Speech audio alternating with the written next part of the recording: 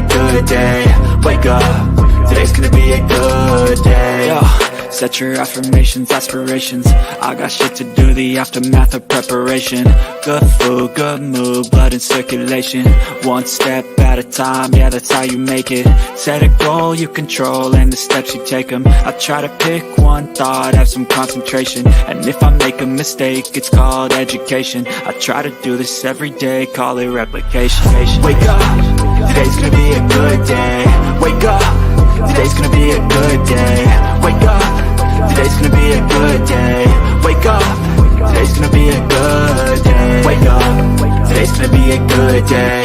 Wake up, today's gonna be a good day. Wake up, today's gonna be a good day. Wake up, today's gonna be a good day. So life ain't easy, yo, I think there's a reason though. Ups and downs, just like every different season, yo. Sometimes I'm high, other times I'm barely breathing, though. I always gotta fight and hide from the demons, yo. Negative thoughts are poison, they rot. Head full of flies, so here come the clouds. They'll never stop unless I can swap all the bad for the good in my head when I'm lost. Yeah, so I'ma fake it till I make it. Positive thoughts are overtaken, I got patience. One day at a time is how you operate a cadence. A flow, you grow, you show yourself a foundation. Stay away from all the shit that causes temptation. I know that I like to do it cause it's sensation. I live my life in my head like a narration. Don't expect greatness, do my best, man, I'll take it. Wake up, today's gonna be a good day. Wake up, today's gonna be a good day. Wake up, today's gonna be a good day. Wake up, today's gonna be a good day. Wake up, today's gonna be a good day. Wake up, today's gonna be a good day. Wake up, today's gonna be a good day. Wake up, today's gonna be a good day. Wake up and they gon' rise to the sun. Step 2, get some good, some food in you. Step 3, grow hard, got what you wanna be. Step 4, everybody just do your thing.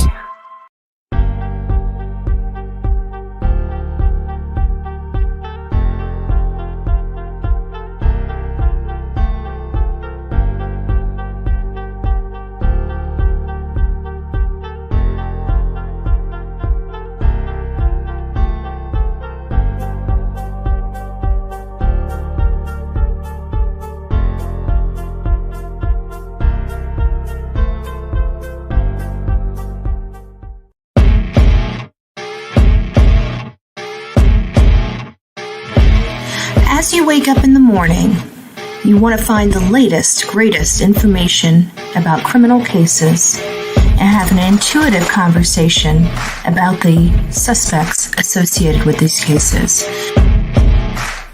Head over to the Bullhorn Betty channel on YouTube.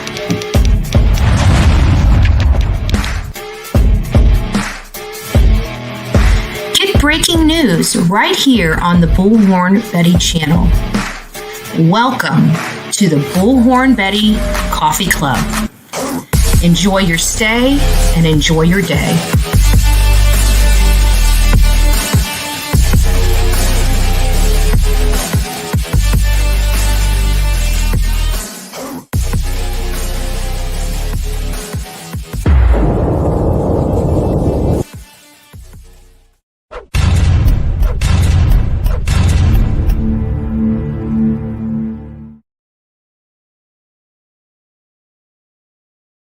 I forgot to add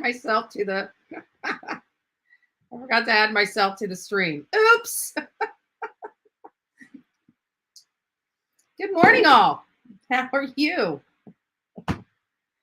I'm feeling a little better today. I'm still a little exhausted. I have to be honest with you. I don't know what's going on.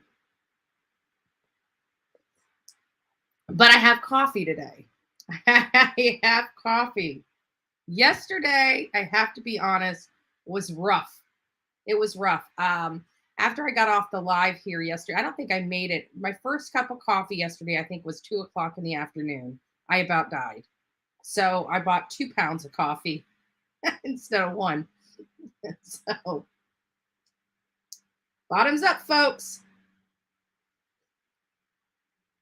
So happy Tuesday, guys. We're going over actually having 2 lives today. So we're going to do this live, because there's some new information. I'm not going to go over it quite yet. It is about a crime that has gone cold. It was a very national. We've actually covered it here on this channel. A little further back, we discussed this. We actually had BK that joined us on panel, but that's going to be later. So after we get off here, I'm thinking around 1 p.m., we will be doing another live. It might be 2. I haven't quite decided. That's why I haven't set it up yet, but I've already got the information for the live. I've already got the thumbnail for the live. I just got to decide when this ends and how much time I need to set up the new live. But we're having 2 lives today. And I hope you guys join both of them if you can. Good morning, Vicki Hess, the first in the chat this morning. It is nice to see you, love. Many people, folks, just to let you know, for all the replay people, I have been notified by literally, I want to say at least 100 people by email stating that they are not getting my notifications. I don't know what's causing it. I don't know if it's a glitch in the system, but please. Oh, thank you, Chrissy M. We love you. Thank you for your love and support. But we have, we need to make sure that you guys, if you're not getting the notifications, check your bell. If your bell's set to all, unsubscribe, resubscribe. It will not affect your membership. If you're a wrenched member, it will not affect, your wrench. So I am sorry. I don't know what's going on. I noticed personally on mine, even like with WJHL, WFLA, and all the other news organizations that I am accustomed to having notifications from, I have personally not been receiving my notifications either. So I have a funny feeling this is not just this channel. This is, I do get some notifications. I don't understand why I get some and not others, but I'm dealing with the same thing for my channels as well, the channels that I am subscribed to. So I do apologize about that. There's nothing I can do. All we can do is just keep moving forward. And if we need to unsubscribe, resubscribe, or just monitor the channel. I have several videos that I prepared that need to be released that have not yet been released. I hope you guys watch those. Those are the small clips that I do, usually 10 minutes and under. I'm trying to build up the video side of the platform. And it's just, we're struggling with it. And I don't know why. I don't know if it's keywords, if it's just, people are so used to me being live all the time that they don't really pay attention to the videos. I'm not sure what it is, but either way, I'm putting out videos too. So if you guys are needing your Bullhorn Betty fix in between the lives, I'm providing that to you. So I hope you guys are enjoying those. I still have all of the, the serial people that I did. I don't know if you guys remember that. I did Todd Colehep. I did Mansfield, Gaskins. I've never put those together. And I think I'm going to do that here in the near future. I've been saying that for forever, since I was in South Carolina in February when I ran with the Gaskins stuff. Pee Wee Gaskin. Or Gaskins, I can't remember now, but I got a book. I bought a book. I was at the store. It's crazy stuff. It's crazy. Anyways, good morning, Pebbles. Bullhorn Betty is present. Emma Lou, good morning. Rainy Cat Hikes, nice to see you here this morning. Jackie Chase. Crazy Nurse 2.0. We love Crazy Nurse. Crazy Nurse, great supporter. I said Jackie Chase. Amber, nice to see you. Karen Davis. I need to change the music around. I see us bebopping to the music, but I'm kind of starting to feel, I love that song though. I love it's a good day. I just feel like, we want to come in here and have a good day. But, you hear it every single morning. It's kind of, So we're going to have to do something with the music. Mike Stevens, nice to see ya. Brenda, Anissa is here, nice and early this morning. What is going on with my chat? Our group chat has been awfully quiet as well. Holy crap! I just realized that. I'm sorry, Anissa. Guys, if you're just coming in here, please don't forget to like this segment. We're just getting started. Nikki Small, nice to see you here, dear. Sundown Farms, Munch, hey Munch. Nice to see you, nice to see you. It was number 8, she's got it down.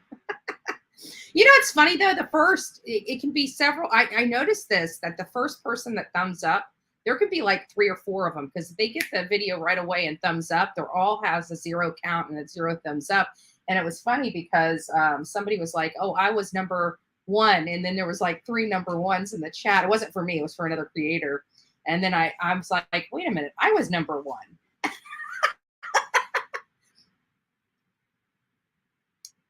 Louise, nice to see you. There's a person of interest I heard from LE.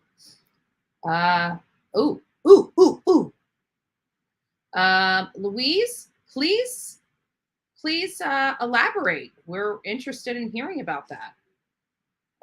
Not quite there yet, but we don't want to prevent breaking news.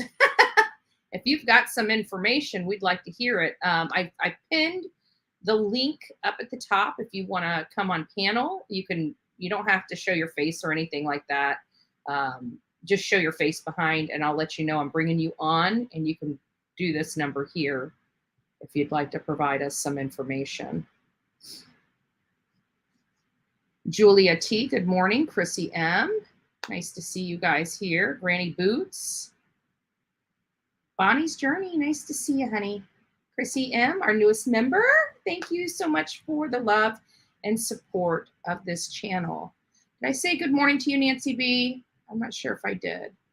I got my notifications yesterday and today. Great, that's good news. That's good news. Quilt Ties, greetings from North Carolina. Thank you. It's so sweet to have you here. Thank you. Amy M, nice to see you.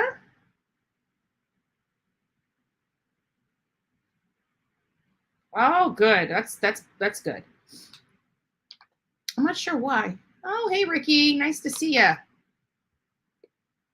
Miss Robin. Hi, honey. I miss you too. I just realized as I'm sitting here, our group chat has been awfully quiet.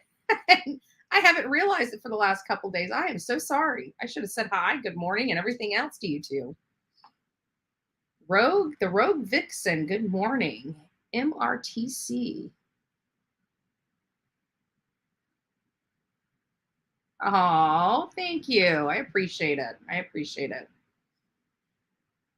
And Lou, listening while fueling on my way back to Wisconsin. Be safe. I may need your help. Wisconsin is the place I want to be. Actually, there is something kind of, and I don't know how.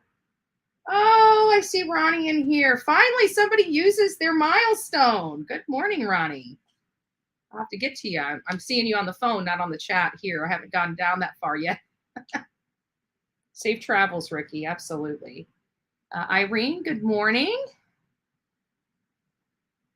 I've got a kitchen to clean up. Didn't do it yesterday. I've had COVID and shingles booster done. I felt bad. Oh, that's okay. You sound like my mother. My mother wakes up, I swear, even when we were younger, my mom would wake up and we had a 2-story house, so she'd start at the bottom. I don't know what time she woke up because we were young kids. And I swear, she always timed it just perfectly that when she brought the vacuum in to our rooms to do the upstairs, it was time for us to get up. So we didn't need alarm clocks. We waited for mom's vacuum to get up. Yes, and that's what I was just about to talk about. You know, are you still planning a trip? I'm actually in the planning phases of a trip to Idaho. I'm in the planning of phases because there's several cases out in that area that I want to cover. I don't know how doable it is. I can tell you I can't do it alone. So I'm going to, once I figure out, because we're supposed to be going to Mississippi, and I was talking to several other creators. I'm trying to, what I'd like is, well, I don't want to talk about it until I get all the people involved to chat with me. But yes, the answer is yes. I would love nothing more than to go out there, get a lay of the land, and find out, I'm tired of mainstream media. I just, they tell you what law enforcement wants you to hear. And I get how important that is. But at the end of the day, we have a right to know more. And as long as we have a right to know more, I'm going to always try to seek more within reason. Again, any information that I got that I would get that goes directly to the integrity of the investigation would never be shared and would be immediately handed over to law enforcement. However, I just feel like we're not getting the picture that we're allowed to have. It's not about trying to do something. I just feel like there's questions that aren't being answered. There's questions that aren't even being asked. And I'd like to know. I'm very curious. I'm very concerned about this little boy, about his well-being, And actually, there's going to be something like when we go into our second segment for today, when we start talking about that case, which again, I'm not going to really reveal at this moment. There's some things that were said in there that really, and this was done, 30 plus years ago. And it's 20 something. And I think it was 30 years ago. No, it was about 20 something years ago. And long story short, the same rings true to this day. And there was one statement made by this gentleman, this father of this missing child, that still rings true to today. And we're going to go over that on the second segment on the Bullhorn Betty channel later this afternoon. Again, not going into it. But yes, the answer is yes. I am planning, in the planning phases of a trip to Fruitland, Idaho. I've still got to, figure out when. That's the first point is when can I go? The second is how much is it going to cost, right? At the end of the day, it sucks, but you can't go nowhere in this. You can't even breathe. You can't even breathe in the country without paying something. So I've noticed over on Facebook, when you type the search bar for missing persons group, the con man shows up. Oh, good Lord. And it was just to let you know, Quilt, this is what's crazy. Is that I watched a video. I have a whole file on this guy, right? There's a whole file. And I was listening to this one video. I wonder if I have it. Maybe I'll show it. If I can't show it today, maybe we'll show it tomorrow. But it was so crazy. And sorry, my allergies are still kicking. And they're probably going to kick the rest of the season. I don't know why. The allergies have been really horrible. But long story short, in this video, he was interviewing with this. It was a girl, not a guy. It was a girl. He was on this one channel and he was talking, and they were just kind of kicking the breeze. They were talking about another case, a totally different case, another one that has, he was hired for and got fired from, right? And because he found some damning evidence against the family, right? The same kind of nonsense that we hear over and over again. His standard operating procedure, okay? He trolls the missing persons groups on Facebook. He reaches out to people to try to solicit money from them to search for their child, but he never really searches, right? He stays in one location. He's trying to convince us it's Mississippi, and he sits there on a phone all day long doing nothing but calling around. That's not a private investigator. You can do that as well as I can do that without even putting a PI behind our name. But this was not the point. So he's on this girl's chat, and he's talking to her about another one of his cases that, again, he was fired from. He found some damning evidence about the family, and he wanted to expose that damning evidence. Well, after he did all this stuff and talked about himself and, patted himself on the back, and he's like, look, you know how I can do this in Ohio or Idaho is because they don't require a license. You know what you can do? If you wanted to become a private investigator, All you need to do is file a business license in Idaho and bam, you're a private investigator. He's telling this girl this, right? So basically, you or anybody else that's not even qualified to be a PI can be a PI. He's saying this on this channel. And then he goes off to say, but you know what I really don't like? You know what's really damaging, PI businesses and stuff like that? It's those web sleuths. Anybody can just be a web sleuth. And I'm thinking, you just told everybody that's not even qualified, go to Idaho, get a business license, and tag PI on the back of your name. Anybody can be a PI, according to you, but you have a problem with web sleuths? Give me a break. All in one sentence. I kid you not. I about fell over. I'm like, is this guy for real? You just told everybody they can go out. No, you don't even need to be qualified. Go out and get yourself a business license like you did to become a PI. And meanwhile, he doesn't even have a business license in Idaho. The one requirement that's needed to even investigate, consider yourself an Idaho PI. He wasn't even following their rules, and there was no rules. This guy's a freaking joke. But, he's a PI. Okay. Good morning, Swiss Miss. Sorry. Don't get me started on the con PI. I got way too much info on him. Way too much intel. Way too much info. Oh my goodness. Betty, meet Betty. No. Nice to see you. Nice to see you. Nana of 7. Good morning to you. Good morning to you. My friend Ronnie, good morning. You were the only one that has ever used their milestone feature on this channel. You were the first mod that I ever had on this channel, and you were the first person that's ever used their milestone option on this channel. I just thought I would throw that out there. You're a first for everything, Ronnie. We love you. We love you.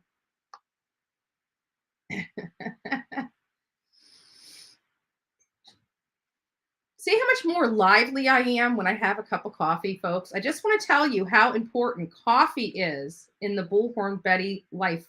It is think about it. We are the coffee club. I mean, coffee is very important in my life. This cup right here, I wash it daily. People are like, you use the same. Yeah, you damn right I use the same cup every single day. But guess what? Before it's filled up, it is cleaned thoroughly. And I don't know why I do that, because my cup would only be seasoned, right? I never clean my my coffee pot. Inside this coffee pot is brown as hell. But the only thing that's ever been in here is coffee. It's a seasoned coffee. I remember one time I used to make sweet tea. I'm a Southern woman, right? So I make sweet tea all the time. You don't screw with my sweet tea. I had one of those little $10, like this coffee maker's probably $70 coffee maker, but I got one of the cheap little, old fashioned burner plate coffee maker, right? It's the cheapest one on the market right now. I think I bought it back 20 years ago for $10.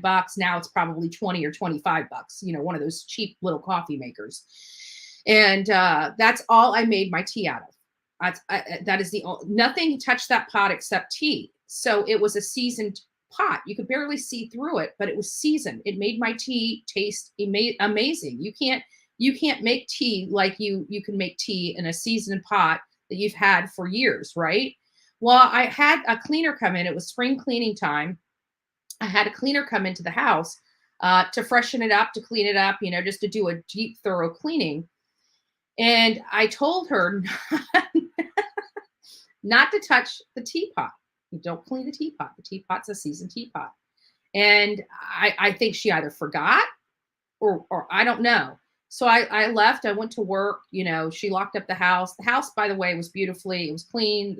Everything was spick and span here, including my teapot. My teapot that I had seasoned for years was crystal clear.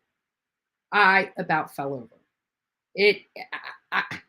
You can't fix that. It's going to take years to get that back.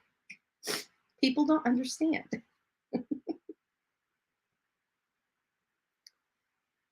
A Rouge, the Rouge Vixen. Sorry. She let me, I called her the Rogue Vixen, and it's the Rouge Vixen. Rouge Red. Got it. Got it. I'm probably going to screw it up again. I have to be honest. Oh, Lordy. Ooh, I got to sneeze. Ooh, I got to sneeze. I'm telling you, these allergies are killing me.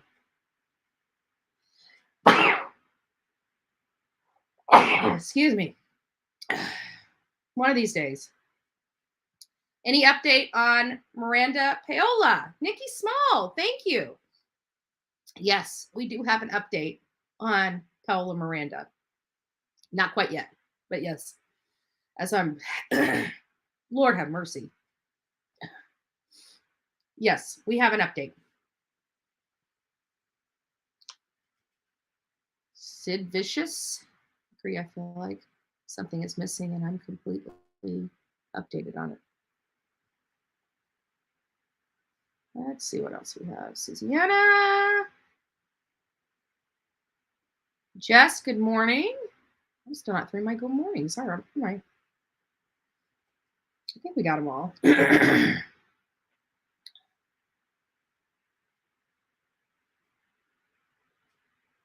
Little Wing, thank you. Good morning. I don't even think I got to your milestone yet. Munch, I think I got everybody. Guidance, good morning. Karen G. I think I got everybody else.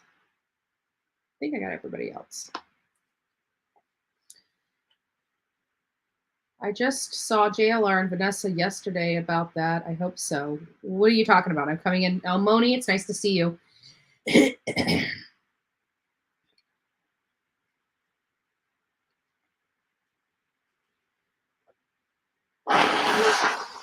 Sorry, guys.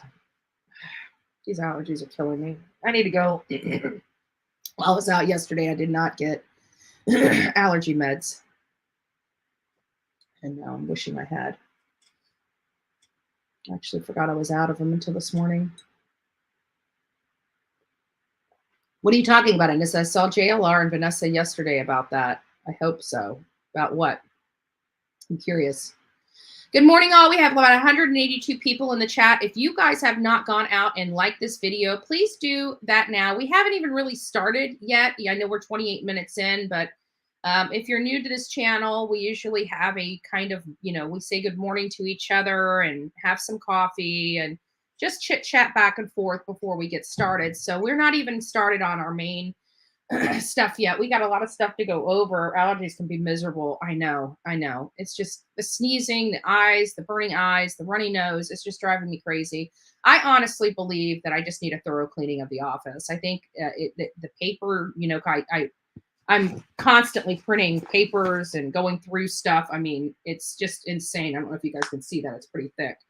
But I go through all these papers and stuff like that. And I think the dust from the paper, as well as the fact that this side of the office hasn't been cleaned.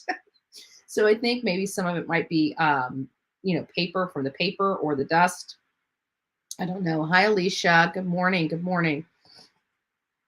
On Paola, they were discussing it. Nothing really mentioned, just that they are still looking and keeping an eye on future updates. Yeah.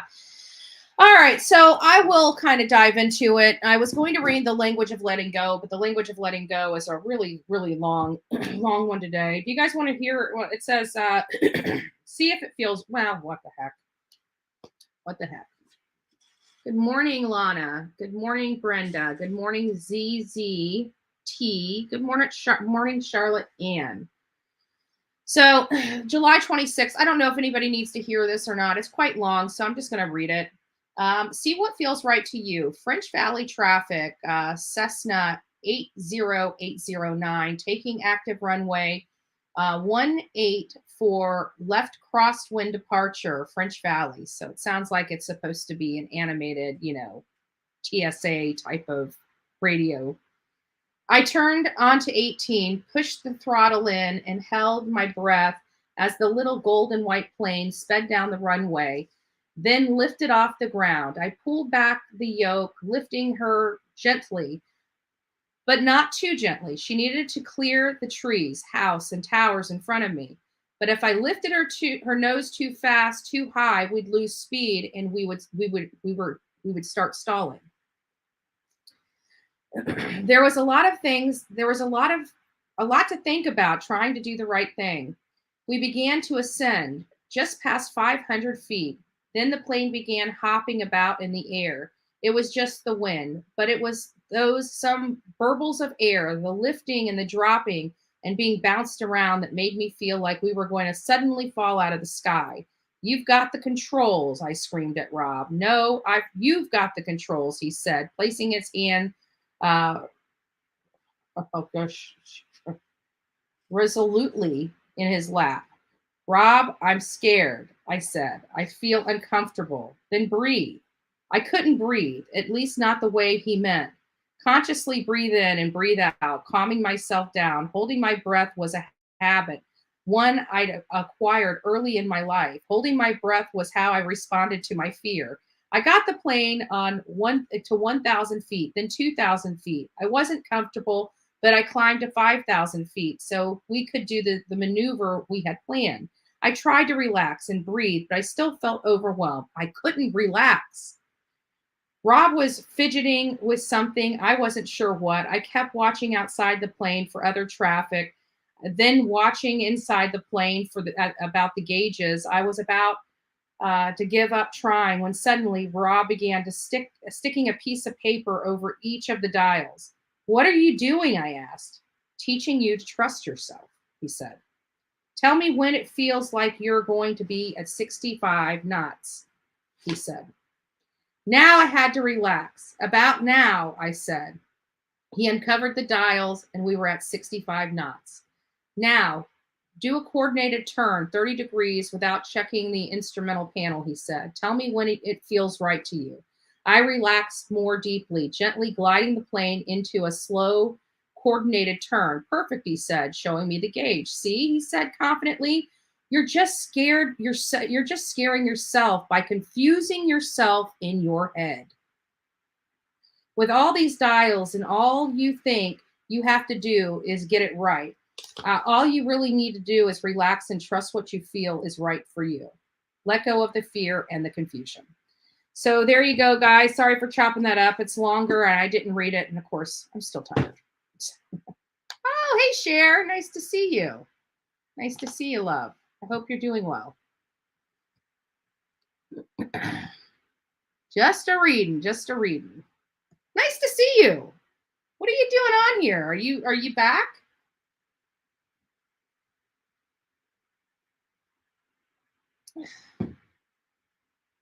Yeah. Well, they're gone. So thank you, Ronnie, for taking care of that. So we're just going to go into a couple little stories that I came across that I thought might be interesting. There's one out of Mississippi. It's kind of sad. And there it is, a 22-year-old arrested in connection with missing Ole Miss student. So I don't know if you guys heard about this case. Probably not. But there it is. There's the beautiful Ole Miss student, and she's no longer with us, and he is now incarcerated, charged with her murder. She was last seen on Friday, July 8th. So that was just just a couple weeks ago, leaving campus, and she was seen getting into a Ford Fusion. He was reported wearing slippers, a robe, and a gold sleeping cap. He was not hurt, or she was not heard from since. So not really a whole lot going on here. She disappeared and she was found. And the last person that saw her alive was the one arrested. So, and then there was something else on here that was pretty interesting. And it was coming out of Tennessee. Let me see if I can find that. Where is it? There it is. Tennessee is probably learning a little bit of lessons based upon what was going on in the Summer Wells case. Parents arrested after children found living in urine and feces filled home during a substance abuse bust. I don't know if we're allowed to say drugs. I'll say drugs. Screw it. This is in Covington, Tennessee. 2 parents were arrested and charged with abuse of 4 children reportedly found in a home that was really not conducive for raising children in. The children range from 7 to 13. They were booked on $10,000 bond, and one was booked on a $55,000 bond. Stark was charged with possession of Schedule 4 drugs. So there was a lot of stuff going on in here. And they reportedly seized over $30,000 in cash from the home. And I'm thinking, if you have $30,000 in cash from the home, why in the world are you living like that? I mean, you can be go and sling all this stuff all over the streets all you want, but why are you living in that filth when you have that kind of money? Like, you could have paid somebody to come in and clean that house. Yeah, finally someone gets arrested for that. No crap. That's what I'm not lying to you, Chair. As soon as I read this article, I'm like, what? I did a double take. That's in where? Tennessee. Makes you wonder, did they learn their lesson from Summer Wells? And why are these parents in jail? Their kids are still here. Their kids are still here. Meanwhile, we have Don Wells and Candace Wells. A child's missing, similar to this situation, and they're still walking free. All these kids are still safe. I mean, they lived in a deplorable home, and they probably need to, go to a loving family. Hey, Happy, nice to see you. The Wilsons, Dallas, good morning to you. Lucia, good morning as well. Oh, Kim, good morning. See ya. I see ya. So I just thought this is good news, but it still just irritates me. Like, I just want to it's irritating. Why are these parents behind bars? Their kids are still alive. The kids are all accounted for. We have Don Wells and Candace Bly that have never been held accountable, definitely not arrested for the crimes against their children. I bet you these children have been removed too, but they're being charged with crimes. What gives here? What gives here? This kind of ticks me off a little. I mean, I'm glad it happened. I'm glad somebody is finally going to jail and actually being charged, and has decent bond sets, $10,000 or $55,000. And they seized over $30,000 in cash. So it's going to be hard for them to bond out, but either way.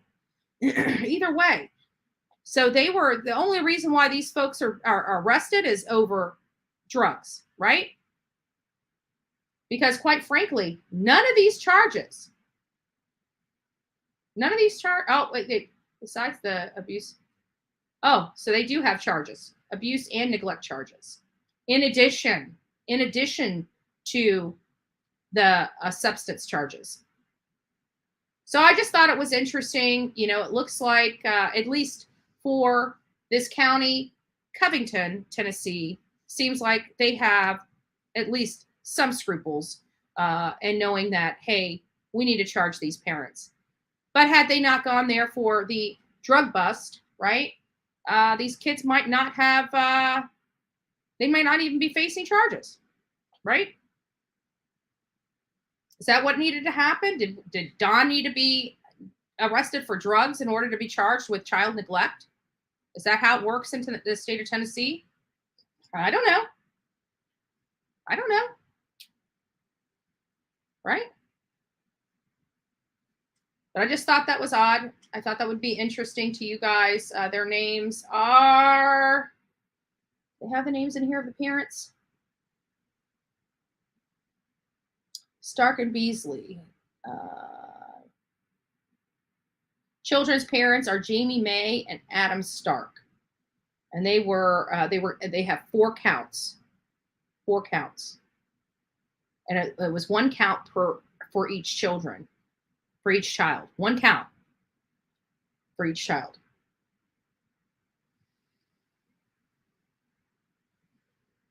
So had it not been for that drug bust, those kids would still be living there. Think about it like that. Tennessee, you got to get your crap together. Got to get your crap together, Tennessee. And my question is they've been researching these parents all this time. Think about this. They've had to have an investigation for this drug bust to take place. They've had to have an investigation into these people. Not one time did they call Child Protective Services to remove those children while they were investigating this drug bust. I just want to point that out. I just want to point that out. You would think when they were investigating these people and realized what kind of people they were, their first call would be to try to get those children removed from that house. And they didn't. Just think about that. They waited until the bust to remove the children. I don't know. I'm not really too keen of Tennessee law. It seems like they are enabling these parents. They're not doing their job to protect the children. This seems like a theme. This seems like a theme.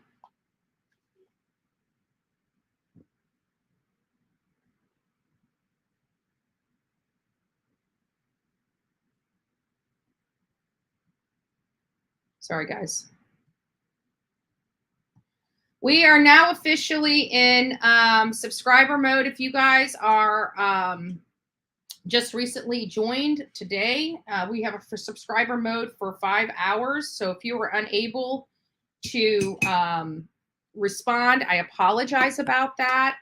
But I trust my moderators. And when I get text messages from my moderators that it's getting too cumbersome to keep dealing with the trolls, they ask me to move it over to subscriber mode, and that's what I do. Again, many of you that are just coming in here and tuning into my channel for the first time, I don't monitor my, I try to look at the comments in here, but my mods run the show as far as what comments are appropriate, what comments are not. We have a standard rule here. Basically, you can talk about whatever you want to talk about, but you must do it respectfully.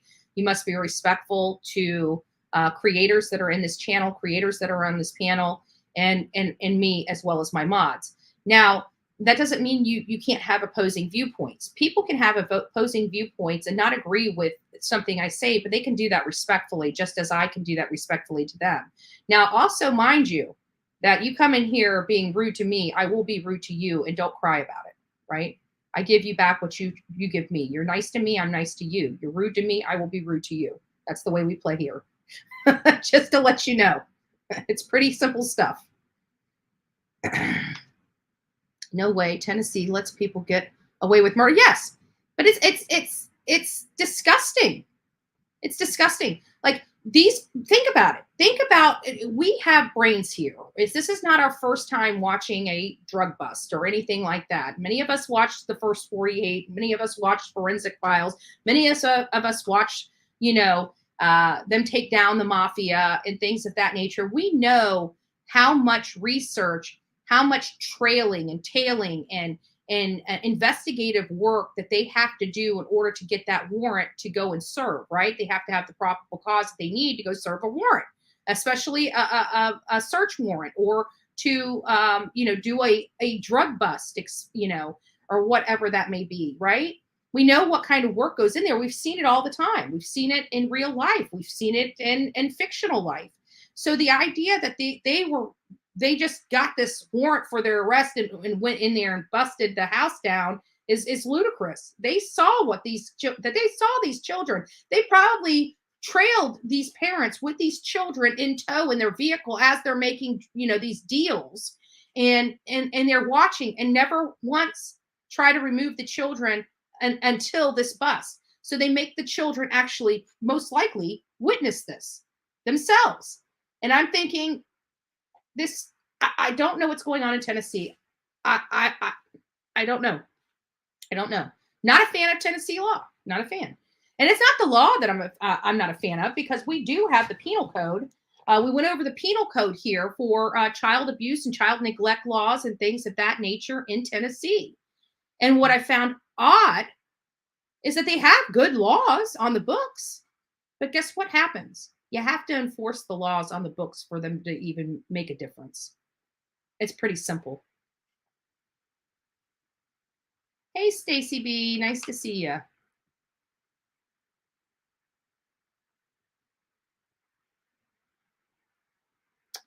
The robot vacuum is annoying. Yes, it is. It is.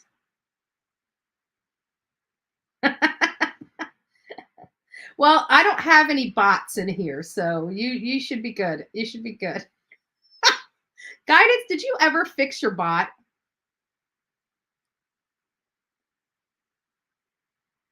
I have to think that they were. I have to think that they were. But they didn't. In the report that I read, it didn't say one way or another.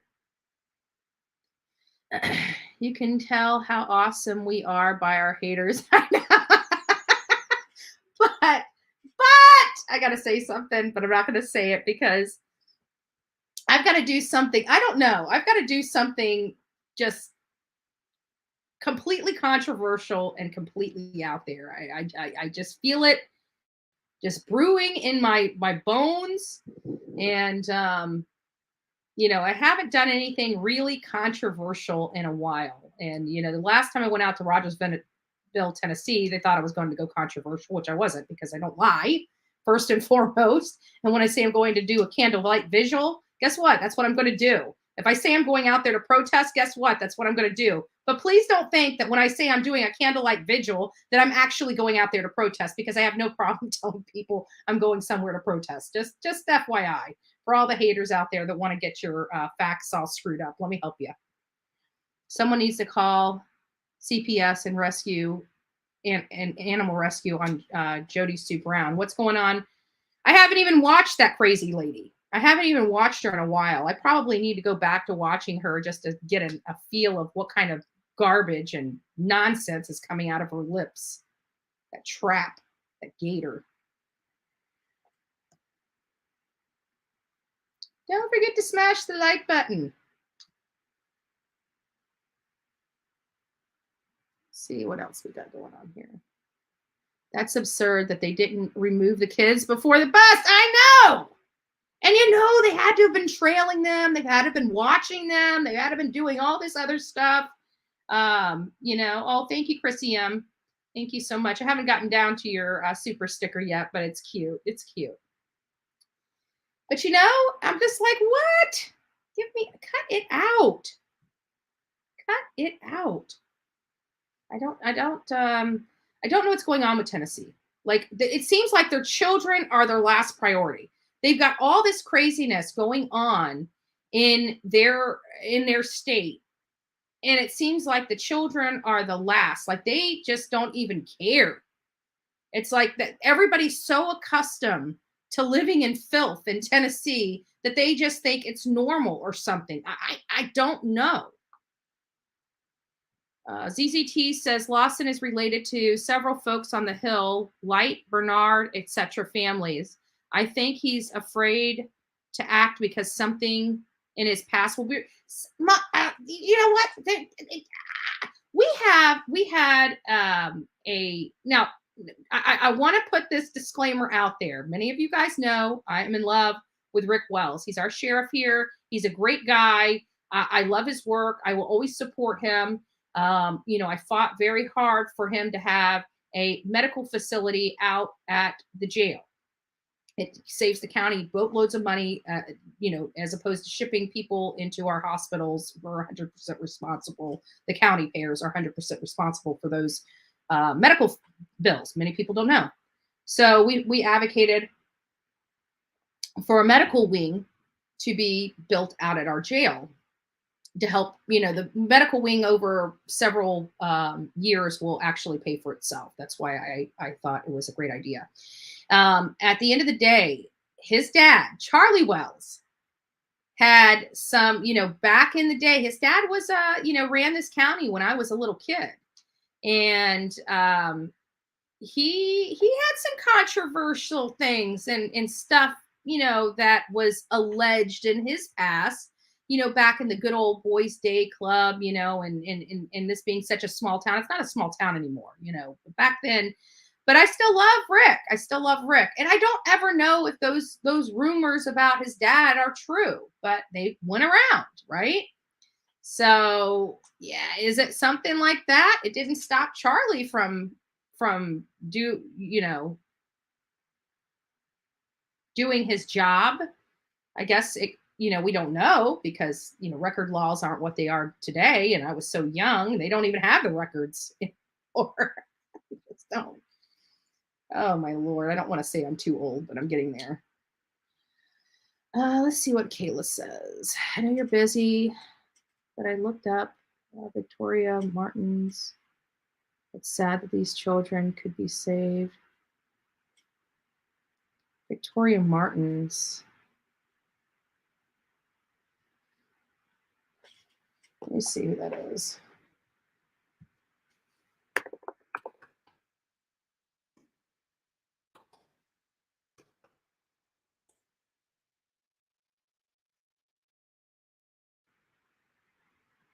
Oh, wow. That was from a 2016 case. On August 24, 2016, the body of 10-year-old Victoria Martin was found in an apartment building in Albuquerque, New Mexico. After responding to a 911 call regarding a domestic dispute, officers discovered Martin's dismembered remains partially wrapped in a burning blanket in her mother's apartment. Oof. Oof. Wow. Lots of bad, ugly things that go on in this country and with our little children.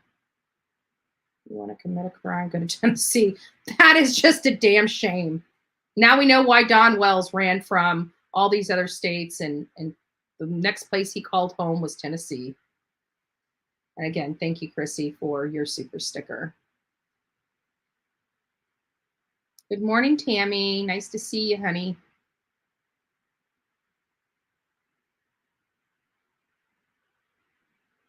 Our dog just died.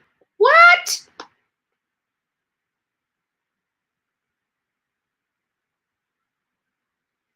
Oh, Lord. Gotcha. That's what the sentiments are from other people. Can't watch her pull my hair out when she talks. Yes. Hey, 3 flying doves. Nice to see you. That's just sad. Connie Lynn, nice to see you. Yeah, they're our future. And look what they're like. I just keep watching the generations just degrading. It's like, we had this revolutionary, industrial type of era, back many, many years ago. What was it, like in the 40s or 50s, I want to say.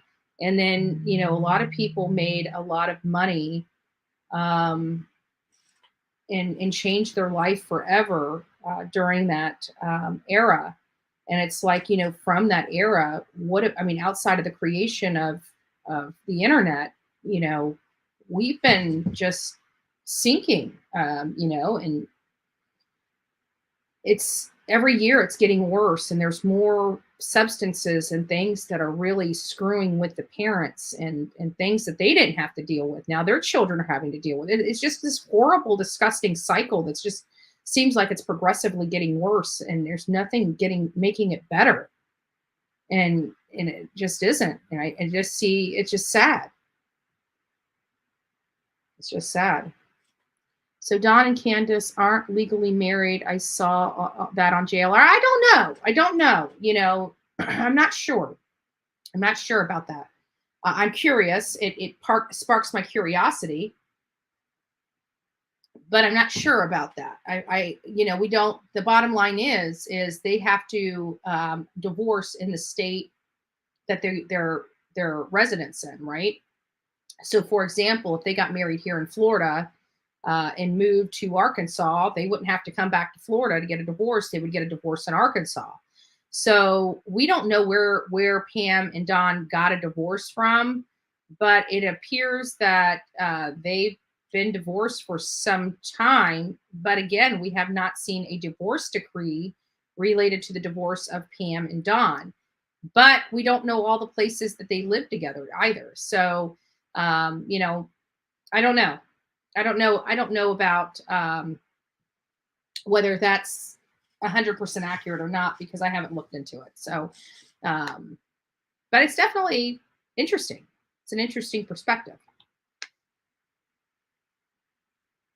I can't even, did you guys see Michelle After Dark, or did one on Jody Sue? She had her up there, and when she was playing it, it was like, she does not like share Listen to Voices Behind the Wall speeds her up to like, what is it, 1.5 or 1.75, and Jody Sue sounds normal. Michelle doesn't speed up, so I'm listening to her, and it's like, I'm like, oh, good Lord. I'm like ready to fall asleep. Even just that little clip, it puts me to sleep. Her voice puts me to sleep. It just, yes, I agree. I agree. The illegal ginseng harvests and meth business schools don't even report suspected abuse in Tennessee. Something's not right. Like, you gotta, I don't know how to help Tennessee, but I can tell you that something's not right. Is it me, or do we collectively as a group feel like there's just something majorly wrong going on in Tennessee? I mean, it doesn't seem like this is coming from Covington or whatever it was. I think it said Covington, Tennessee, that one report. I've already exited out of that. But that's one. And again, after all their research, never once got CPS involved, because I guarantee that drug bust didn't just happen overnight. It was probably a month or two investigation, maybe even longer, into that person before they were able to get enough evidence to get that search warrant, right? So at what point were they planning on calling the Department of Children and Family Services? And why didn't they happen when they saw the abuse being perpetrated upon them? Why would they allow those children to live in that gunk even longer while they drafted a thing to go into their home? I don't get it. They could have called animals or Department of Children's Services out there, and probably would have had access inside that home a lot sooner to build a case a lot quicker. Just a thought.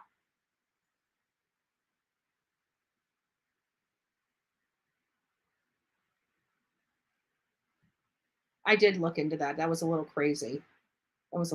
Actually, didn't even learn about that. You know who we learned about Carly Trent from? Was the WJHL guy that interviewed Marissa, Jonathan, Olivia, and myself when we were in Tennessee. We had a conversation with him, and he kind of told us about this case, Carly Trent. And that's how we were able to locate that case and figure out what happened with the uncle and everything like that.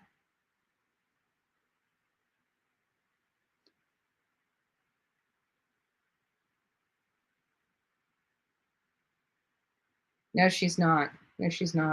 Doesn't build confidence and honesty. And he seems ragged. You know, that's what, if you guys weren't here yesterday, we went over the press conference that JD Huff, the Fruitland police chief, JD Huff, gave related to Michael Vaughan. His 1 year milestone is tomorrow. Michael Vaughan will be missing for a full year as of tomorrow, July 27th. And so it's here, it's now. You know, I would love nothing more than to be out to Idaho doing a candlelight vigil for Michael Vaughan. It just wasn't doable at this moment.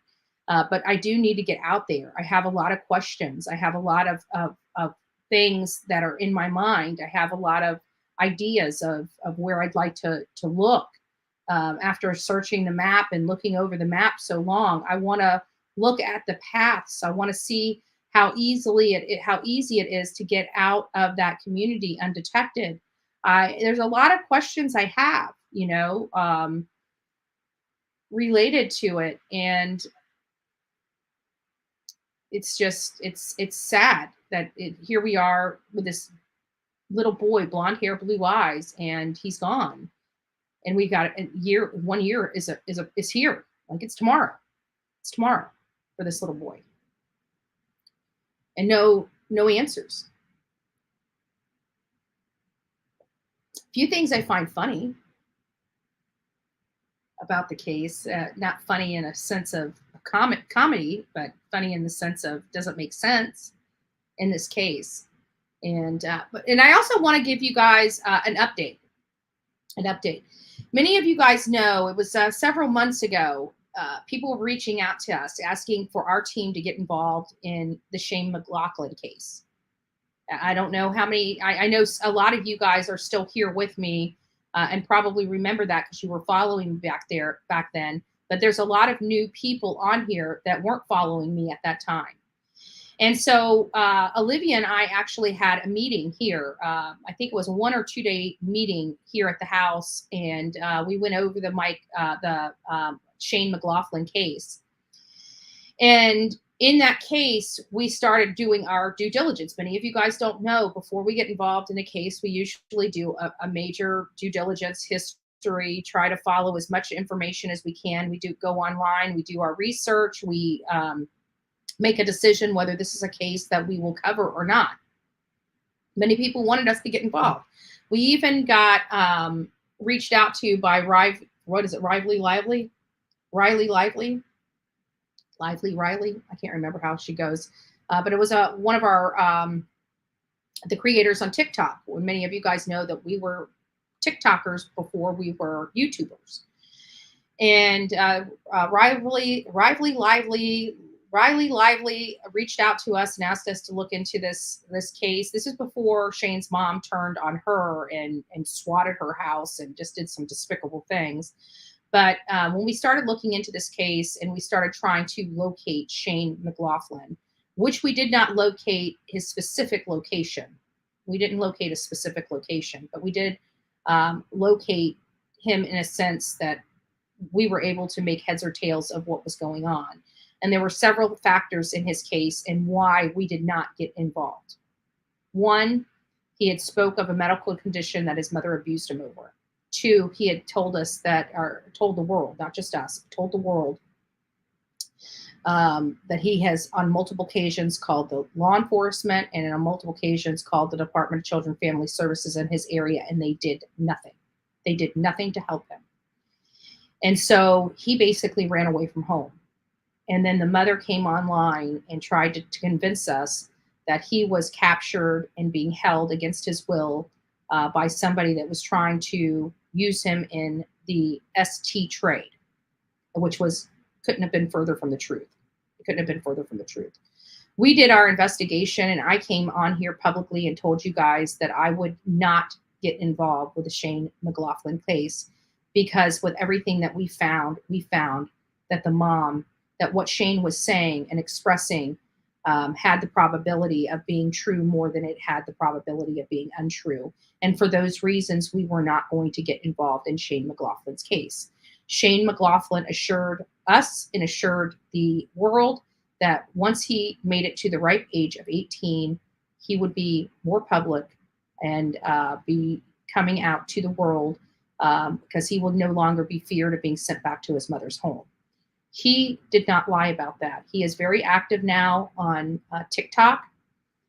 Seems to me that, he is doing very well. I never believed that he was being held against his will. I truly had believed that he did run away for his own self. He described his mom as being having Munchausen by proxy, and that she has had that for his entire life and has put him through some excruciating times of his life. And for those reasons, again, we chose not to get involved with that case. Shortly after us coming out and stating that we would not get involved in the case, we would not be actively searching for Shane McLaughlin, his mother actually swatted Riley Lively's house and turned on the one person that was really trying to help her.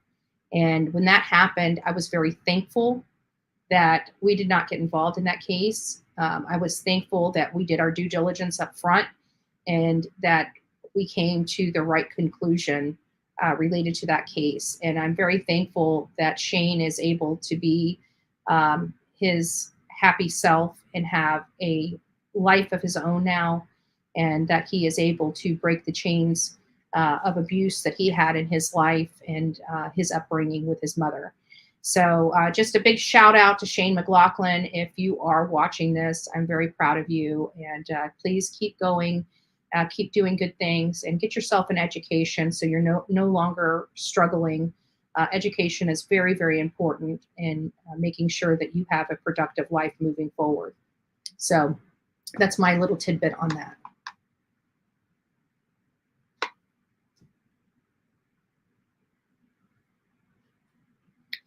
Val, it's nice to see you in here. Jody Sue is now claiming she has nightly patrol for her safety. I don't believe jack shit that woman says. You know, she is the bully on the hill, right? She doesn't need any protection. People need protection from her. I doubt that highly. And if they are searching around, they're probably watching her, not anyone else.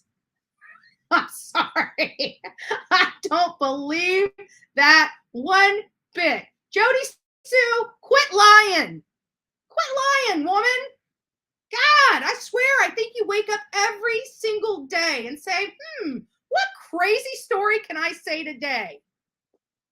That woman is a Fruit Loop. A flippin' Fruit Loop. I'm sorry. Yep, the county messed up on the case, being charged with her murder. 10-year-old had drugs in her system. And had it. Oh my God, that is just awful. Blame Dr. Spock for the change of rearing children starting in the 60s. Yeah. Like, you know, I'm sorry. I did some stuff, man. I got my butt paddled, right? I got my butt, right? Like, I'm all for that. Like, kids, you screw up. You know, back in our day, we didn't have to wait till we got home to get whipped by our parents. Somebody on the street saw us doing something crazy. They would grab us by our hands, turn us around, and paddle our little butts, and then tell us to go home and tell our parents who did it. And then we'd get paddled again. Because how dare you make them know who this child was, and you were acting like that in front of these people, giving our family a bad name, right? Like, you didn't wait to go home to get paddled. Anybody off the street that saw you, you know, screwing up, they would grab your little butt and just paddle it right then and there. They didn't care. I miss those days. I guarantee we wouldn't have all these punks running around this country. What about the paddles at the schools? Thank God I missed that. I probably wouldn't have a butt if we had paddling at schools when I was going to school, right? They had quit that. I think, I don't know when they quit that, but I was fortunate enough not to be able to do it. But now, seeing the state of our young people, get those paddles out, teachers, principals, put them back up on your wall.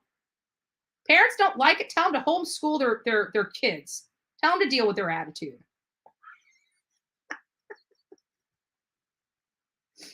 I can't wait for the clickbait. Bullhorn Betty, advocate against child abuse, advocates for children to have their butts whipped. Yes, I do.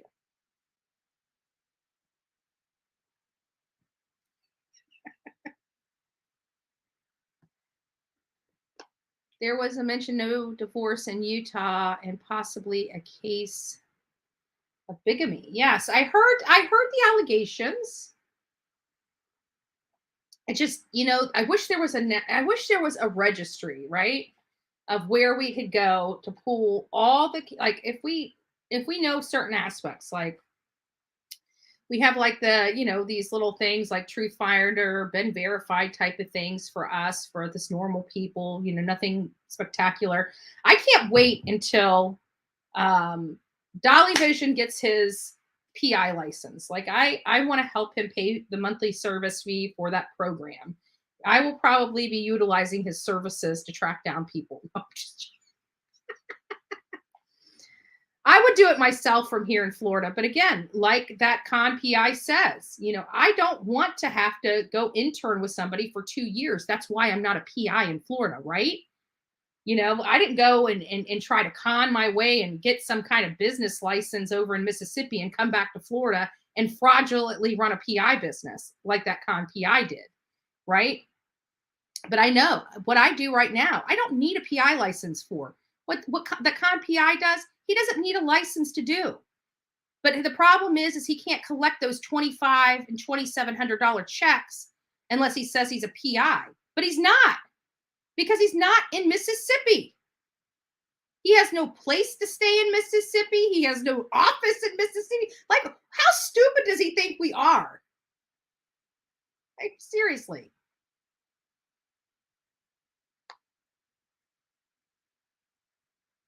Con PI.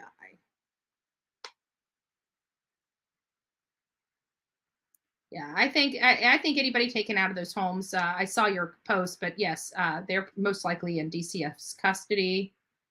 Wow, I'm way behind. Good morning, Miss Betty. I'm sorry, I'm catching a lie. I have not heard if you had received it or not. Good morning, Miss Betty. I'm sorry that I'm catching.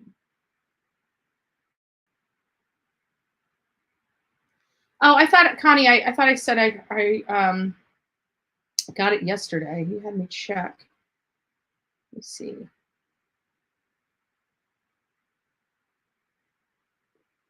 Let's see here. Connie.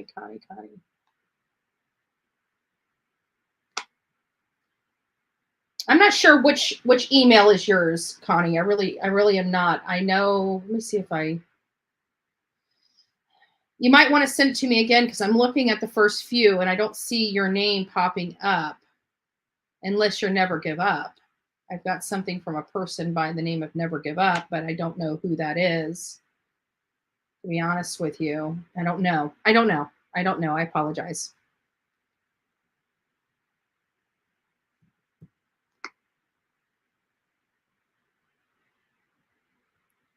The principal's school had a paddle. First grade. Yeah. 76. Yeah, it was 3 years before I was born. I didn't go to school with a paddle. But I'm telling you, now that I see the way, I mean, I could have went down that horrible path. I did go down that horrible path for a while, right? I was a punk. And I keep looking back and thinking, what would have changed me from being a punk? There's several things that would have changed me from being a punk. But, I do believe in proper punishment, proper corporal punishment. Like, I don't believe in child abuse, but I believe in child rearing. There's a big difference. I don't advocate for any child abuse, but this lackadaisy garbage where parents think they can't even discipline their children is hogwash. It really is. My kids go run out in front of the street, almost get hit by a car. Guess what? They're getting their butts whipped.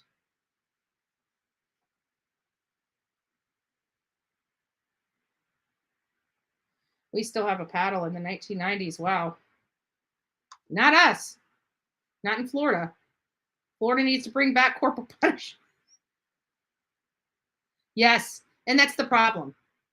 The kids these days are entirely too spoiled. They know if they just kick and scream loud enough and often enough, they can get away with anything, because parents, one, don't want to be embarrassed by the outburst of the child, because, parents don't know how to say, no, you want to act like a fool? I'm leaving you right here in the middle of the floor.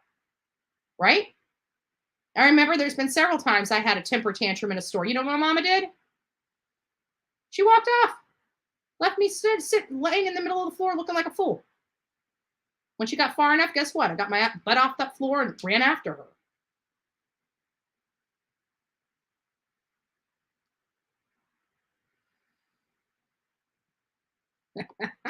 Brenda, you were bad.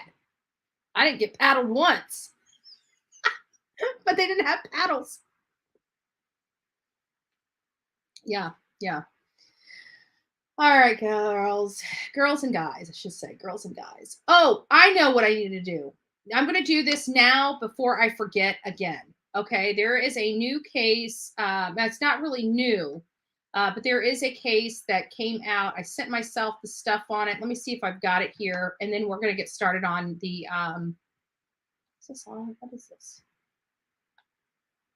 Here it is. And then we're going to get started because we're already now running behind. So guys, here is Lorain police are searching for a 12-year-old missing boy who is autistic without medications. Now I've been hearing a lot about this case here recently, that this kid is potentially okay. That, you know, he wasn't abducted, he wasn't snatched, he didn't, you know, but he did leave his home. He does have some medical conditions. He is autistic. He's 12 years old. He was at a friend's house, and he ended up leaving his friend's house, getting into a car. It is of my understanding that he is with a family friend or at a family friend's residence, and the parents are having a hard time getting him back, which is a little odd to me. This is what I'm hearing through the grapevine. I don't know a lot about this, so we're going to go through this. I'm going to read this. But this is something a few people have brought up, one here on the live, and then Arctic Fox also reached out to me through YouTube to ask me to please run with this. This was several days ago, and I get in on my tangents and start talking about cases, and then I forget at the end that I need to bring this person up and advocate for his safe return home. So this is just some information that I did want to read. This is in Ohio. It's in Lorain, Ohio. Lorain police are asking the public for help in locating the 12-year-old boy who went missing several days ago. Lorain police said Austin Arthur Lauer was last seen around 6 p.m. on Sunday. According to police, he may have entered a car in the area of West 17th Street and Washington Avenue. Let's find out where that is. So Google Earth. I love Google Earth. It is good.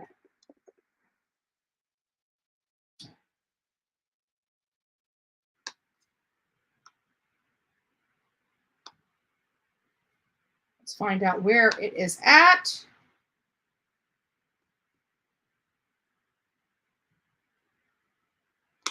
So West 17th Street and Washington Avenue in Lorain.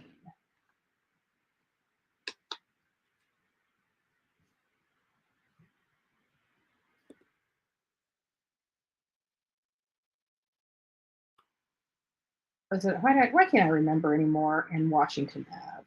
My brain is just...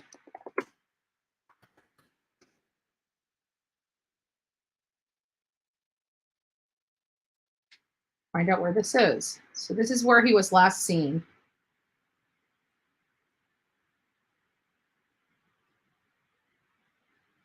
So that's the area that he was last seen, is right there. As you can see, it's a very populated location. Sounds like, I don't know where. It looks like he was, did they say, excuse me, did they say it was at an apartment complex? But it didn't say whether he was at an apartment complex. Anyways, Lauer is autistic and does not have his medications. Anybody with any information, please reach out to the Lorain Police at 440-204-2100 or 440-204-2105. If you see or know the location of Lauer, he is in the Sandusky area. So anybody that right by Cleveland, Ohio. Yeah. So anybody that has any information to his whereabouts are asked to call the Lorain County Police Department. And let's see if we have any updates. I don't know if we can, let's see. Pull this back while I do this.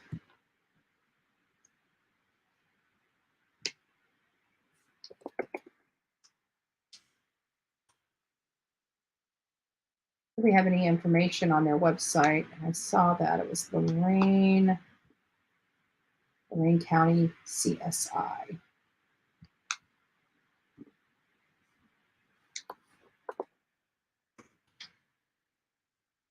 Has anybody heard about this case? I know that this has been talked about, but I've been hearing that it has some issues with it because, there it is. Let's see what we've got here.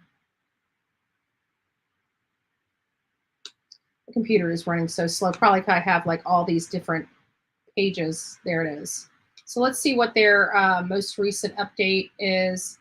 And it looks like it's from July 21st. They really haven't had any updates, and it was the same exact update that I had been speaking about, that I was just reading on that article. So we don't really have a whole lot going on with him. So we do have this. Again, it's from the Lorain County CSI, basically saying 12-year-old Austin Arthur Lauer was last seen July 17th around 6 p.m. Let me share this. Hold on. Sorry, guys. Around 6 p.m., Austin left a friend's home and is believed to have gotten into a white vehicle in the area of West 17th and Washington Avenue in the city of Lorain. Austin is autistic and doesn't have his medication with him. Austin may be in Sandusky. He is 5'7" to 5'8", so he's a tall boy, about 145 pounds, so he's tall and slender. He was last seen wearing khaki pants and either a red and white striped shirt or a red and black striped shirt. If anyone has any information with him, again, you're asked to call the Lorain Police Department at 440-204-2100 or Lorain Police Detective Bo at 440-204-2105. So there you guys go. And there's also another missing person. There's also another missing person case that we did not quite go over. Let me see if I can find it here. Okay, that's still related to him. And it was Brandon Abbott that's been missing. Let's see. In Frisco. This teen, let's see if I can pull this up real quick. Give me just a second. FBI and the Pleasant Hill Police Department are asking for your help this afternoon to find a missing 15-year-old boy. Brandon Abbott went missing between the hours of 10 p.m. Sunday, January 16th and 9 a.m. Monday, January 17th. He has not been seen or heard from since his disappearance. Anyone with information is asked to call the FBI or the Pleasant Hill Police. FBI and the Pleasant Hill Police Department are asking. So there you go. So Brandon Abbott still has not yet been found. He is missing. He's been missing for many, many months. Let's go to Frisco Police Department, see if they have any updates on him. And I don't see anything here. So let's see what this, that looks like. It might be a picture of Brandon. They say, Frisco Police Department is seeking the public's assistance in locating a critical missing person, Brandon Abbott. Abbott recently left a family member's residence, threatening to harm himself. He was last seen on foot on Sunday, February 14th, walking toward the downtown area of Frisco. Abbott may be a danger to himself. He's described as a white male, 26 years old, 5'11", about 150 pounds. So again, another tall, slender man, has brown hair and blue eyes. So if you guys know or have any information related to Brandon Abbott, please reach out to the, sorry about that. Please reach out to the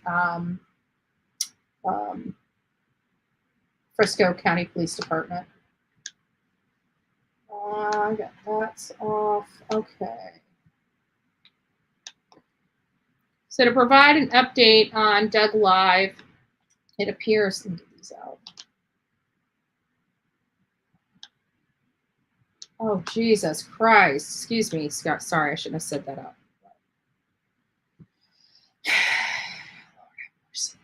I'm going to get exited out of these. That's one thing I hate about Facebook. Like, I don't want the pop-ups of my messenger popping up on Facebook. Like, every time I go to Facebook, I have 1,000 things popping up, especially when I'm on here. I don't want people reading those messages, but they are. Either way, it appears that Doug is doing well. They're still waiting for him to come back. You know, everybody's still missing him, but many of you guys know he is out of the hospital. He's home recovering, and that's the best news that we can get for him. But he is, from what I hear, is doing well. I will reach out to see if there is possibly an update related to Doug, maybe something a little more involved. I think it was Susanna from Louisiana that wanted me to look at the docket to find out, to see if there's any changes in the court hearing for Sternquist. So I'm going to do that right now. I'm just going to go ahead and look in here while we're here together, so everybody is on the same page.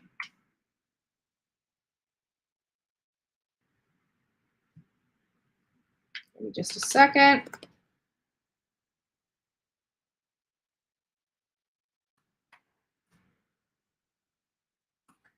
We also, Susiana, we also need to find out if he is, if everybody's still planning on coming down here. I know right when this happened, we had a lot of creators that were gun-ho to come down here and have, just be here just to show a presence in support of Doug Live. We want to make sure that that the creators are still doing that. I have not reached out to them to find out one way or the other. So right now, it appears that he still has a court canceled. So it sounds like it looks like August 12th, 9 a.m. courtroom 4A criminal arraignment felony. The court results next to this docket, let me pull this up, is canceled. Susiana, right here it says canceled. It says canceled. So let me check and see if his other case is also canceled. That one was for, but he does have an arraignment that doesn't appear to be canceled for the other stuff. Maybe the felonies were dropped. That one by itself was dropped because we have the simple battery, burglary, aggravated stalking, and robbery. It's showing that they are having an arraignment, a felony criminal arraignment in courtroom 4A, August 12th at 9 a.m. And this particular case number is not canceled, So it does look like that he does have an arraignment on these charges still active for August 12th, 2022. So for all those that are out there that are curious what's going on with Jason Sternquist and whether or not he's going to be appearing at the arraignment, I'm not sure if he's going to physically make an appearance at the arraignment or his attorney's going to be there on his behalf, but the arraignment is still a go.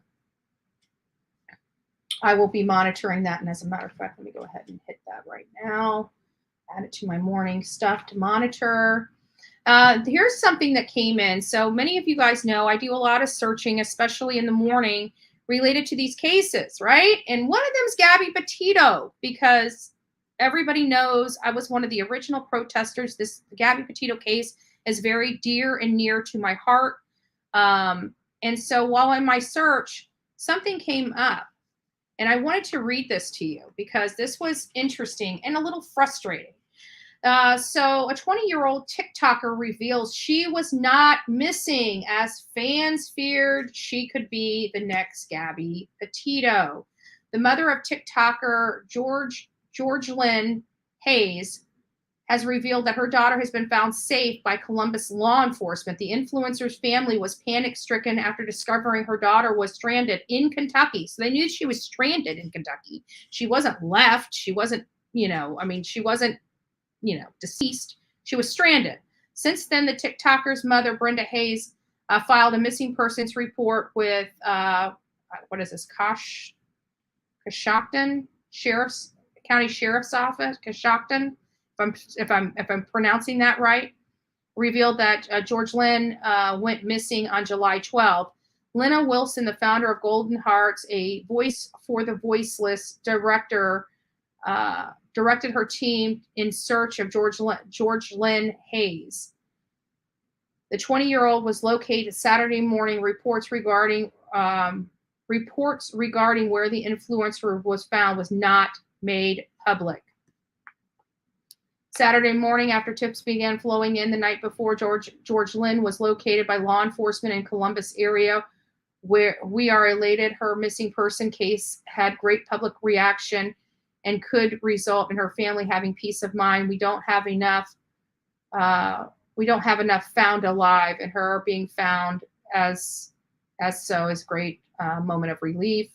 According to Golden Hearts Facebook, George Lynn Hayes was last seen in Coshocton, Ohio, before going missing. Her mother believed her daughter was traveling to Columbus and Cincinnati, but later found through her daughter's TikTok video that she was stranded in Kentucky.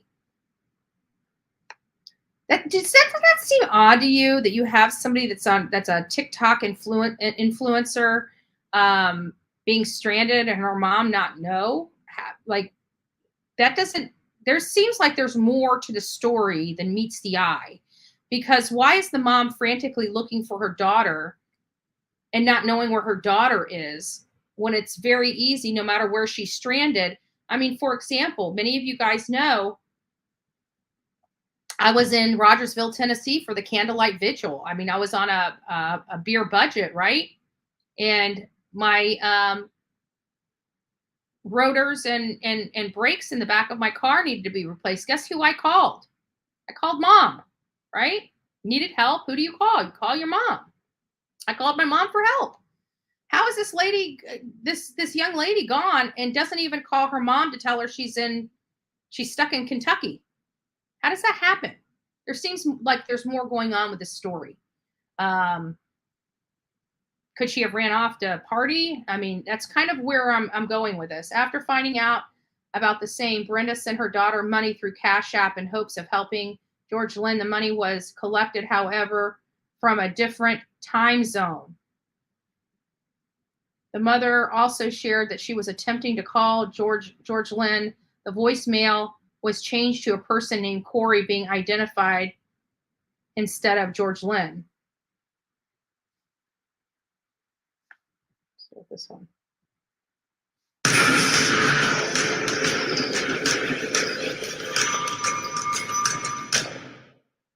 Let somebody know, because this is so hard, not knowing if it's her or somebody else or where she is, if she's okay.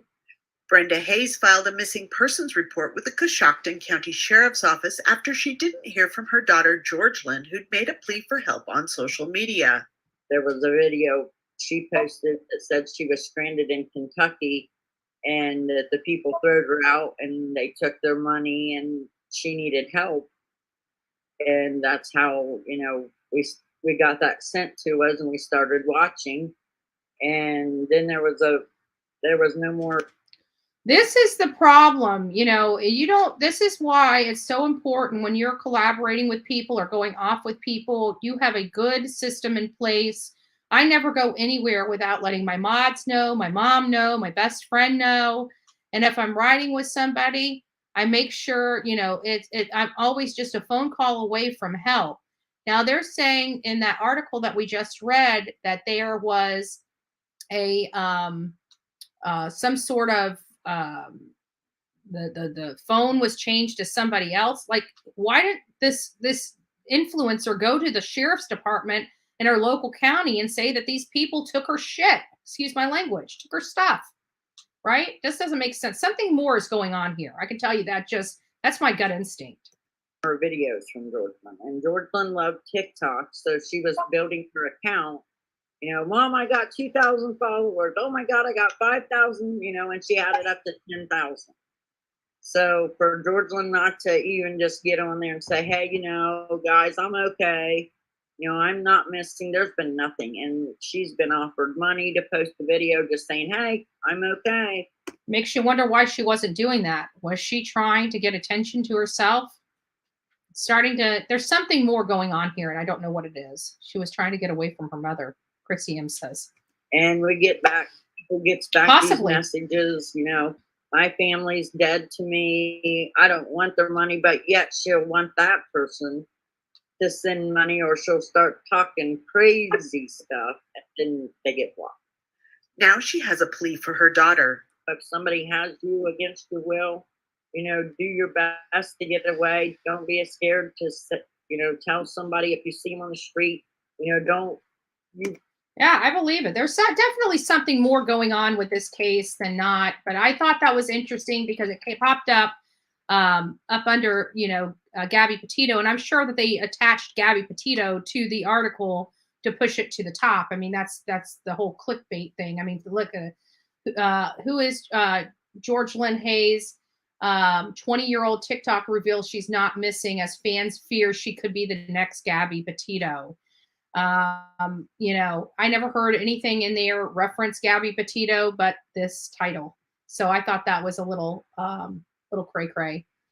We also know that I think we're past this, and I actually am planning on looking into this. A lot of people I touched on.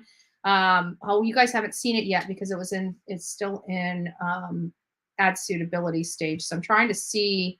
Let me see if it's cleared yet. Has not been cleared yet.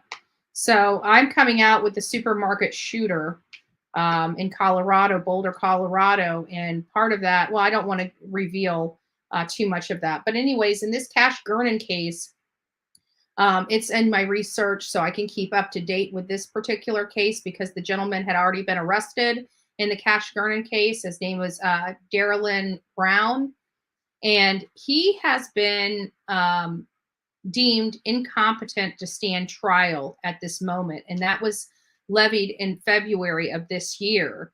And he so far has not been released from this incompetency. So I'm curious as to find out when his next competency hearing is. And I will be letting you guys know. But so far, the 4-year-old Cash Gernon that was killed has not the person responsible is in custody, but they've been deemed incompetent to stand trial.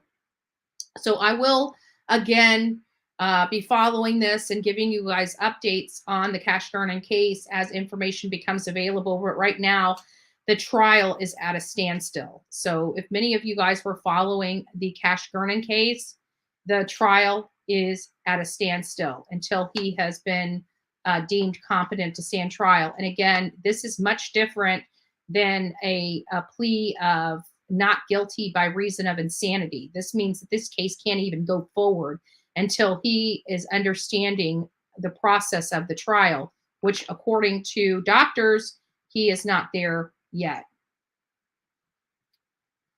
And this is just more research into Darylyn Brown. And it's just basically saying that he has been found incompetent to stand trial. I don't know when he'll be competent to stand trial. It doesn't state one way or another in this article when his next trial is. So I'm trying to look up the docket for him, like we just did for Jason Sternquist. And the Gabby Petito case, we pulled the docket on that yesterday. And then, of course, we're getting to Michael Vaughan. Not quite ready for Michael Vaughan just quite yet. So, and then we'll get into that in just a second. So here's another article. Many of you guys know I am following the Kristin Smart trial. And the California jury hears from friends about the creepy guy at a party on the night she vanished. One of Kristin Smart's friends from the California College certified pre-owned program offers one of the friends from the California College where students testified on Monday about the night the 19-year-old disappeared more than 2 decades ago, according to the reports inside the courtroom. Margarita Campos and Kristin Smart grew close in 1996, where they were students at a California Polytechnic State University in San Luis.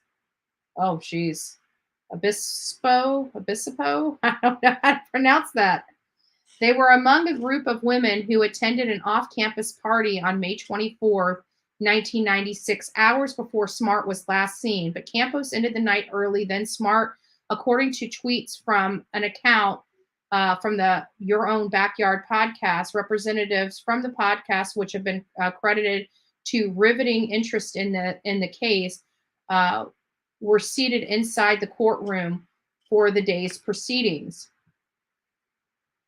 The trial is expected to last 4 months. Separate juries were selected from a pool of more than 1,500 Monterey County residents to oversee each case. The proceedings are not televised or live streamed. Friday's proceedings included testimony from Vanessa Shield, a fellow Cal Poly student who lived on the same dormitory floor as Smart and often spent time with her. Shields told the jury that she spotted Paul Flores staring intensely at Smart for minutes during the party weeks before Smart went missing, according to the tweets. She described feeling very uncomfortable and unsettled. She reportedly said she had been seen Flores doing so at previous party, but that Smart was not interested. He was creepy, socially awkward, Shields reportedly told the jury. Always alone. We all have a type, and he wasn't Kristin's type. Flores is accused of killing Smart while both were freshmen at California Polytechnic State University in San Luis campus in 1996. Prosecutors have said Flores killed Smart on May 25th, 1996, though her remains have never been recovered. Campos and Smart had started the night in Campos' dorm room before going to the party, where they each had a can of Budweiser, according to the tweets. A few hours later, the women and their friends hopped in a cab, which dropped off the other women before Smart and Campos kept going. Campos said she was tired and decided to end the night early than Smart had wanted. The women then parted ways in a parking lot of a housing complex, with Campos giving Smarts the keys to her dorm, according to the tweet thread. Kristin wanted to walk by some homes to see if there were any parties, Campos reportedly told the juries. I was just over it. Campos further described how Smart was upset that with Campos because she didn't want to stay out. She was being assertive and stubborn, and I was being assertive and stubborn. I've replayed it a lot in my mind over the years, she said, according to her tweet. I shouldn't have left her by herself. We should have stuck together. So now her friend that went out with her is going to blame herself and has blamed herself her entire life. 12-year-old boy missing in Ohio. The police not helping there either. He has several mental issues and needs medication, Elizabeth says.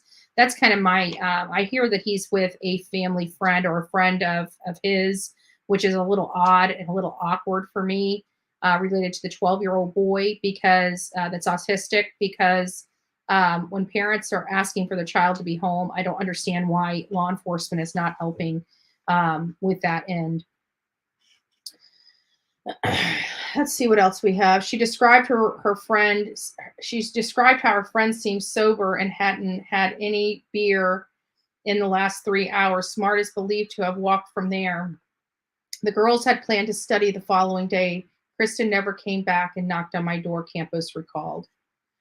Earlier in the day on Monday, the jury heard from Smart's younger sister, Lindsay Smart Stewart, who described how her sister would always light up when she saw me, according to the podcast Twitter account. Flores, now 45, is charged with murder in connection with Smart's presumed death. His now 81-year-old father, Ruben Flores, is charged with helping his son bury Smart's remains. He allegedly later unearthed and relocated those remains. So there they are. That's just sad. Paul was allegedly the last person seen with Smart, who was said to have been intoxicated after. And it makes me wonder, because if she really wasn't drinking that much, it makes me wonder, was she spiked? You know, back in these days, there was a lot of Rufinol that was being put in kids' drinks, and being at a polytechnic college, and this being a potential classmate, it makes me wonder, was there more going on here? Was she truly intoxicated by not controlling her drinking, or did she have one drink and become incapacitated because something was introduced to that drink? We don't know. We don't know. After others had attended an off-campus frat party over the Memorial Day weekend, the state said Paul Flores killed Smart in his dorm room while he tried to R her, and then when they were both freshmen. And while the entire community banded together to search for Kristin desperately, Paul and Ruben Flores did not join in. So they just stayed absent. So a lot's going on in this case. This case is heating up. These are the two people being charged and have trial. It's Paul Flores, which is right here. He's now 45 years old. And his father here, which is Ruben Flores, 81 years old. Again, folks, if your children do horrible things, you know what? Protect them the best you can with law, under the law, with, you know, legal representation. Don't get involved. You do absolutely nothing to help your child or your family by getting your hands dirty. It doesn't work that way. So again, just more stuff being revealed with Kristin Smart. I was going to go through Chase Vinstra, but chose not to. These pop up on every single screen. Let me go ahead and get these off this screen too. And this screen. And this screen. Yes, we're going to go over those too, but I'm going to wait until after we have a discussion on, is True Crime with Eve in here? Come on. Whatever.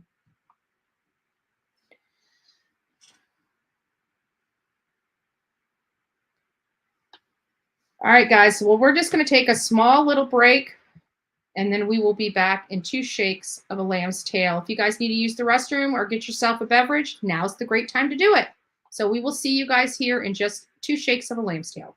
I know you told your friend you're not okay. And tell me what's wrong and why you never said you felt that way. And guess you're trying to stay strong and fake a smile until I look away. But I've known you too long, it hurts to watch your blue eyes fade to gray as you fade away, as you fade away. Yeah, I'm about to fade away, cause every time I wake up I feel like it's Monday. Something's going wrong with all the chemicals up in my brain. All of a sudden I don't look at anything the same way. Gotta build up of my thoughts sitting in an ashtray. I'm sorry that I'm so inconvenient, okay. Just let me be me and I'll stay out of your way. I can see the way you look at me, I'm such a disgrace. I never really asked to be brought into this place. You wanna love me? Well then baby I have a taste. All the highs and the lows, no you'll never be the same. I don't really wanna hurt you but I can't control the pain. If you're sticking by my side, maybe we could be okay. Okay, maybe you could be the change I need today. I promise that I've never felt this way. I really hope that you will choose to stay through all the pain. I know you told your friend you're not okay. And tell me what's wrong and why you never said you felt that way. And guess you're trying to stay strong and fake a smile until I look away. But I've known you too long, it hurts to watch your blue eyes fade to gray as you fade away, as you fade away,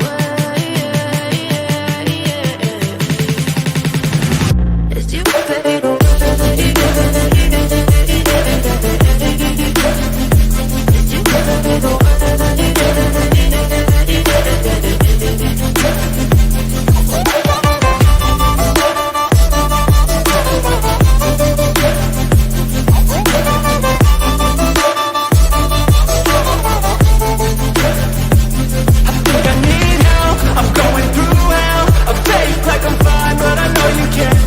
Like nothing I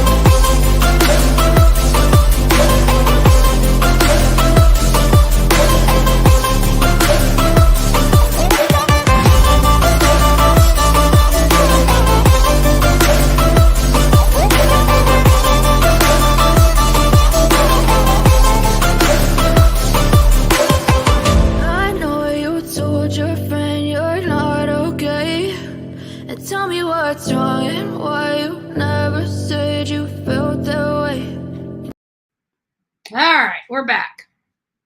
We're back. It's driving me crazy because the song was going on and on and on and on and on. I need to find a shorter song for a recess. But anyways, we're getting into this. Let's see if there's anything else that I wanted to see. I don't think so. I was gonna go through Dylan rounds. There was a couple things that a couple people had went over. We've got some trials going on. So we got a few trials going on according to the AP News, and we'll go over that. Go over a couple of those. Actually, I've already made videos on a couple of those, waiting for those to clear. And of course, we come to JonBenet Ramsey, which I'm not going to go over. Well, we're going to be discussing some aspects to JonBenet Ramsey at 2 p.m. today. 2 p.m. I've decided. I made my decision. So we will be coming back live here at 2 p.m. to cover some updates in another case. That was the case I was referring to earlier. So I came across a few things related to Michael Vaughan. I was hoping that True Crime with Eve was here with us right now, but I didn't see her this morning, so we won't get, and I didn't really coordinate with her to come on, and I probably should have, but we will have her on hopefully. And let me reach out to her now. I'm going to bring her on tomorrow. Tomorrow is going to be the 1 year milestone of Michael Vaughan. And we want to, have some pretty good updates if possible with her. So if you guys see or hear from her, I'm texting her right now, but it always helps. I can't comment because I unsubscribed and resubscribed this morning. Oh no! Well, I think the problem has resolved itself by moving it. Let me move it back now. Sorry. Thank you for letting me know. We had to do that. Yeah, I forgot about that. That does kind of screw with people just a little bit.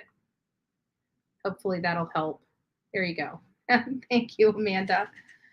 Okay. And that should help the people that are in here that, and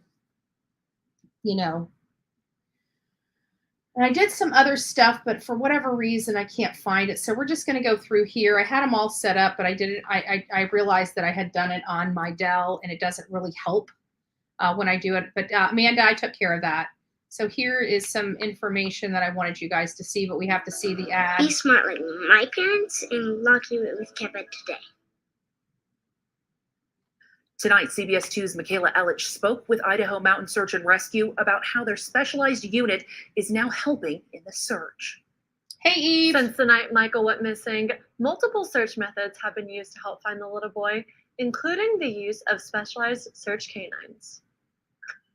These dogs may look like your typical pup, but they're actually highly skilled dogs who help in searches for missing people or lost children. Since the start of the Idaho Mountain Search and Rescue Team, canines have been an important asset to the unit when looking for humans.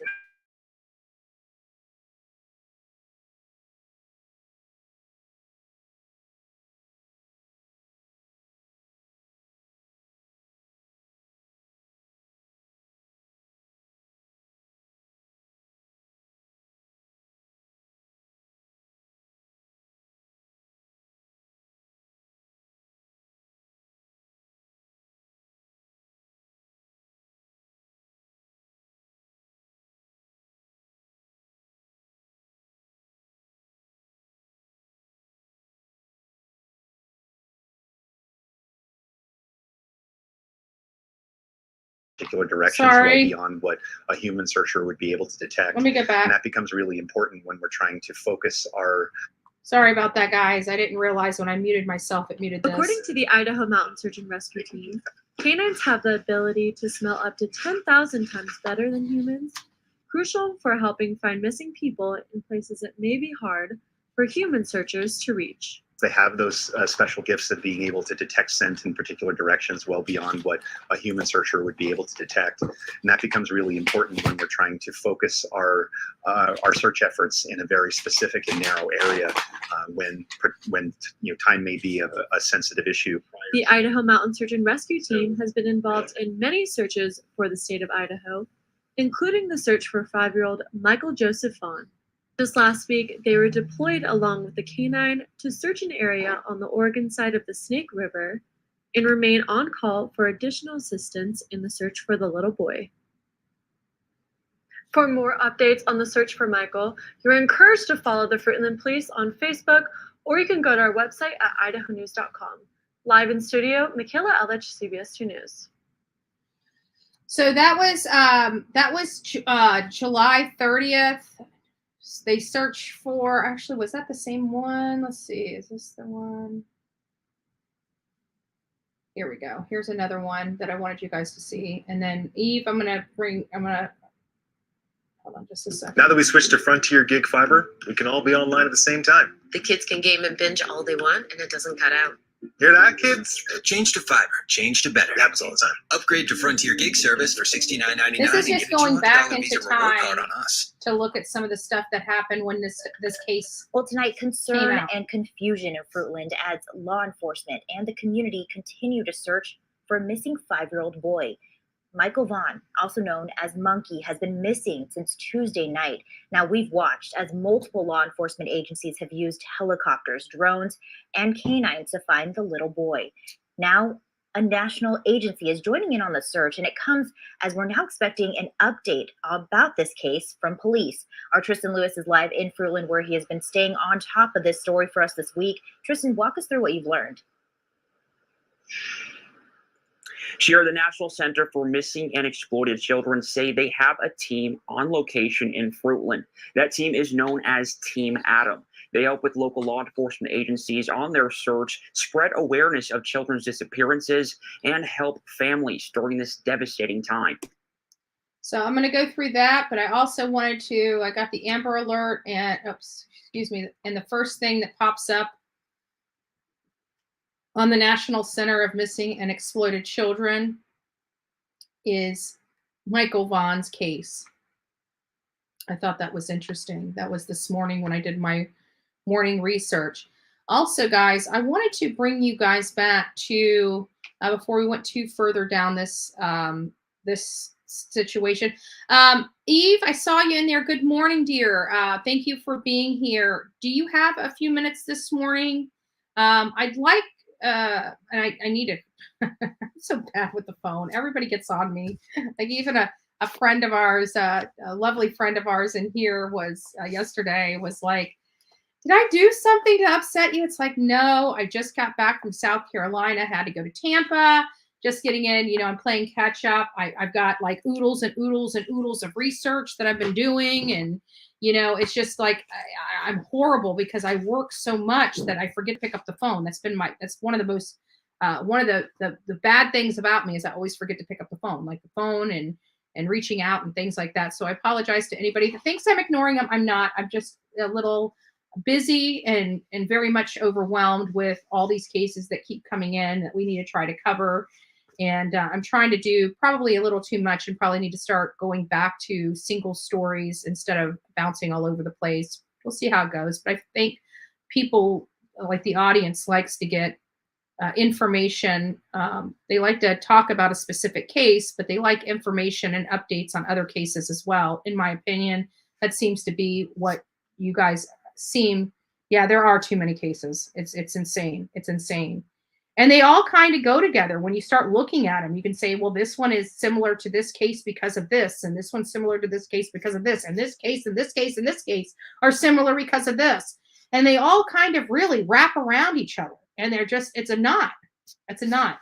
But before we get too far into it, guys, and I will go back and add this conversation on the replay. For the replay, you guys should see a little notification coming up at the top that brings you to the report I did on the types of search dogs. We went through these search dogs very well. Search dogs are a critical tool to, you know, helping locate missing people and other things and much other, you know, they do a lot of work from air scent to trailing and tracking to cadaver to disaster work, avalanche, water dogs, you know, and we even went over this ultimate guide for search and rescue dogs to try to understand how they work, how they are utilized, how they are trained, you know, and a lot of people are like, well, you know, why did they find this and why did they find that? Because they are animals. They are, you know, it's not like a human, but they're trained, and it's based upon their training. And a lot of different factors change. Yeah, like for the scent and the tracking dogs, it could be something as simple as the wind changing, and it's changing the direction of the scent. So there are some elements that do throw these dogs off that's natural, and you know, that can't be helped. It just can't be helped. So I hope you guys do. If you want any more information, more in-depth dive into the types of dogs and how they are utilized and what search dogs, what their capabilities and things are, I recommend you going back and watching that video where we do take a deeper dive into search dogs. It was pretty informative. It was more of a dry conversation. It wasn't, you know, because we're learning something, so it's not really exciting, but it's interesting, right? It wasn't overly exciting, but it was definitely interesting and very informative for those that would like. Oh, she said she has time. Okay, here. All right, here you go. Thank you for you guys know I don't. Oh, thank you. And this has got it too. So there you go. Eve, whenever you're ready, just pop in, and when I just got some questions. That's all. You know me, always with the questions. So let's go back to this little, while we wait for Eve, we're just going to go back. Again, this was, the reason why I'm going here is because these were some of the first videos out when Michael Vaughan went missing. And I thought they were important because, like we did with Summer Wells' case, whenever we get to a year point, we start going back into time and starting from the beginning and taking fresh eyes back on the case and see, did we miss anything? Did we not focus on language? I was not involved in this case like I was involved with Summer Wells, and I feel bad about that. I want to go to Idaho. Let me ask you guys this. We have like 189 people in the chat, 190 people in the chat. How many people want to see me in potentially a collaborative team that has knowledge of this case out in this area to do what we do? If you guys want to see that happen, put a 1 in the chat, put a 2 if you don't think that's appropriate.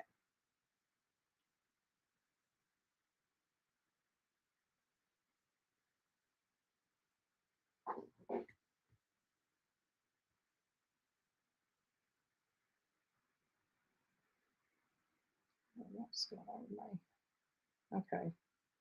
Now let me ask you this, and this is going to be a 3 and a 4.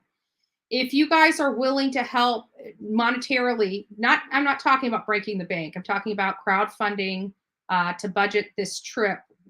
With a number 3, would you guys be willing to participate in a crowdfunding type of situation to help get us out there? 3, if you will, a 4 if you're not willing to do that. And it's fine. I mean, you just don't respond at all if you don't want to, say 4. No, we're not going to support you. I don't want it to be like an attack type of thing. Yeah, well, you know what, everybody, no matter where we go, we're always told we're not welcome there. And then when we go there, people welcome us with open arms. So it's not like that I'm unfamiliar with that. Okay, so we do have some support. Okay, so what I'll do is I'll take time today to figure out Time to flip the world of education on its head. Because success doesn't come from those. I don't like this. I don't like when it does that.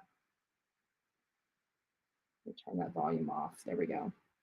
Okay, so what I'll do is today when I get off of here, before we go to our second segment of the day, which is going to be, I already broke it. I wasn't telling you guys. I wanted to surprise you guys, but no, we're not talking Miss Italy. We're not talking major. We're talking about like $10. If everybody just donated $5 or $10, it would probably make a huge impact on the budget. But I'll find out what it's going to cost to, for the plane ticket and the,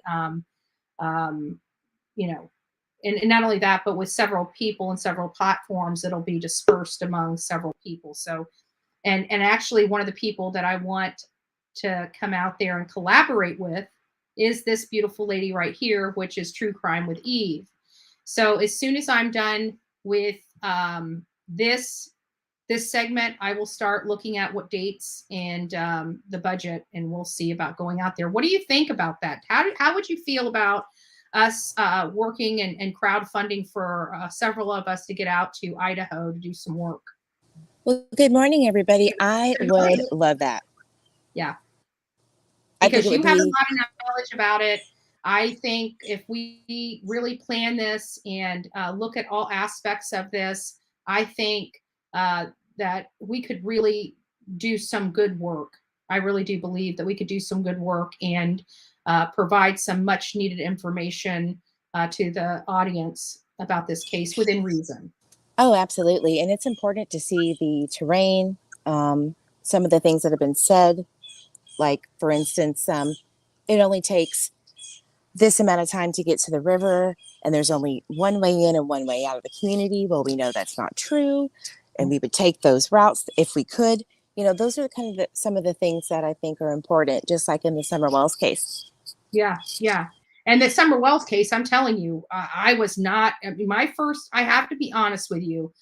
When we first got out to Rogersville, Tennessee, we did a lot of due diligence first. So we went to the county buildings, we went to all these different places, we went to the law enforcement officers, we got records, we got incident cards. We did like a day before we ever even went to the house. And I remember when we were driving out there to Ben Hill Road, we were in two separate cars. So Mom, Olivia, and I were in one car. Jonathan and Marissa were in another vehicle, and he's calling on the phone. And was he calling on the phone? No, we turned around. He's like, "Did you see it?" I'm like, "See what?" They're like, "The house." I'm like, "Where's the house?" He's like, "It's up there. Don't you see it?" And I'm like, "What the?" I'm not even going to use the language, but I'm like, "What?" I wasn't expecting, because you didn't see the angles, you didn't see how high that property was, you didn't see any of that, you couldn't understand it unless you're physically there. That driveway is bananas, y'all. Yeah, and I'm looking up there and I'm like, okay, well, this definitely doesn't make sense now. Like, it was like it was done. Yeah, when I drove around the back end to see how someone would go walk up those dog trails, no. Like, without being seen or heard, especially by hypervigilant, Jody Sue Brown. Of course. There's no way. Right here with the door open and the window out with her ear, trying to make sure nobody was crossing her property line, right? That's what she says. Make that make sense, right? But I just don't see it. Right. No. Right. And that might be the same case with Michael, because, it's changed from 6 neighbors seeing him to 4 to 1. Yeah. So maybe we need to see how it really looks in real time. It will, because even with like the girls, the double homicide in Moab, Utah, when we got out there, we're like, what? Like, none of this makes sense. Even though Brian Enton went out to show us where Gabby Petito was found, we didn't even realize how much. Granted, we were in cold water. I mean, it was snowing. It was the coldest day in Wyoming history when we chose to go out and find her. So we had to cross through lakes with bags on our feet because the water was so cold, it was going to cause hypothermia. But we got across there. But you could not convince me that there was that many streams and things that you had to cross to get to her. And they never told you that. Like, this was not, it was not easy getting there.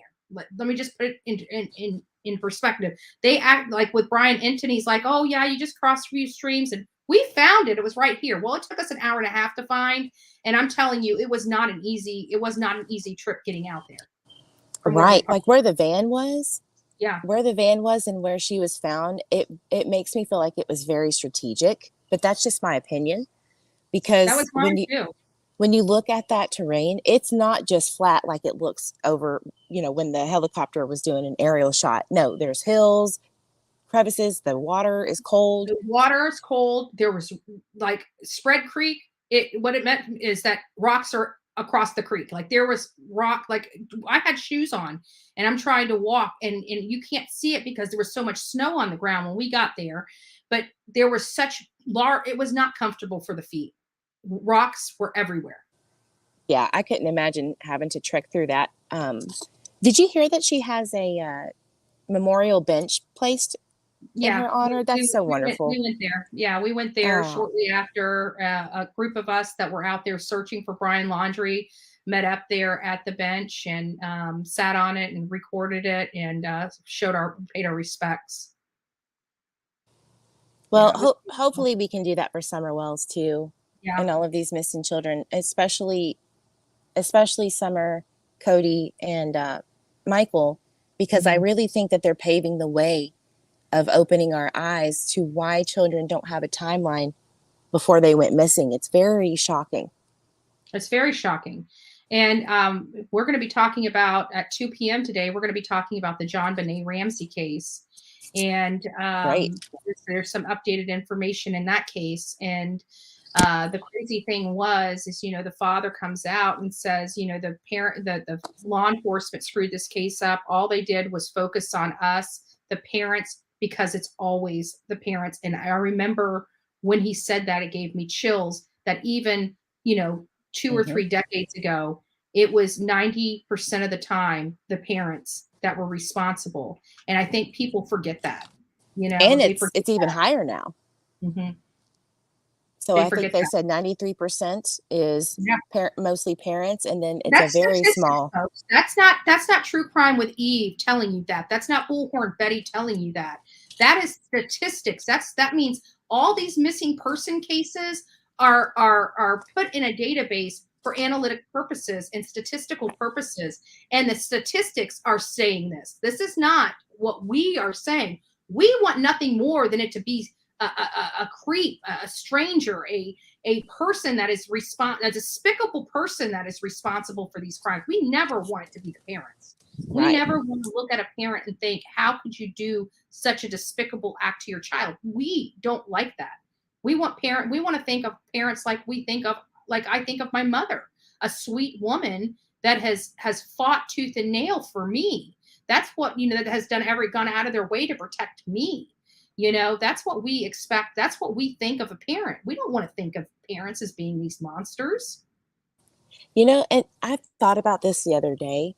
For some reason, before something happened with JonBenet Ramsey's case, because I actually fell asleep watching that special last night. So I didn't get to catch exactly what they have, but it started making me think about Casey Anthony, that one case in the 90s with the missing baby, and they thought it was the parents and they wiretapped their house. It makes me think that some parents were desensitized by the media of the 90s and 2000s, where missing child's cases, it was just this big uproar, and then they got away with it. And I think some of these parents, this is my opinion, jumped on that little train, and they thought that it was going to be easier to get away with something. I don't know. That's just me. I always go back to Casey Anthony, especially recently with Michael and Summer.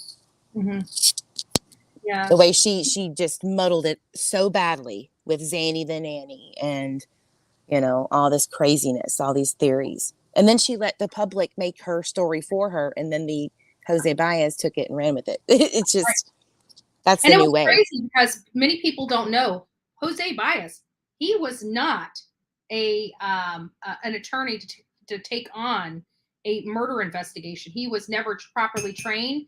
And so the judge actually made him have a secondary counsel that actually had proceeded over murder cases in the past be his co-counsel. So there was no appeal for ineffectiveness of counsel. The judge and the courts were concerned that by him not having any experience with this type of trial, that there would be an appeal based upon that. So she basically forced the attorney to have a co-counsel that had experience in murder trials.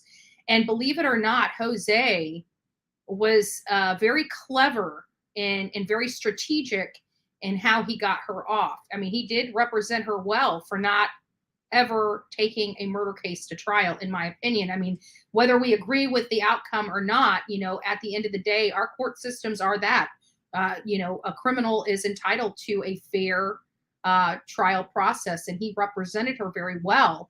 And Yeah, he did his job. He did for his sure. job. Went very well. And unfortunately, that's just the name of the game. He was able to put doubt in the jury's mind, and that's what actually got. It's not that it wasn't that she's not guilty. It's that they could not prove that she was.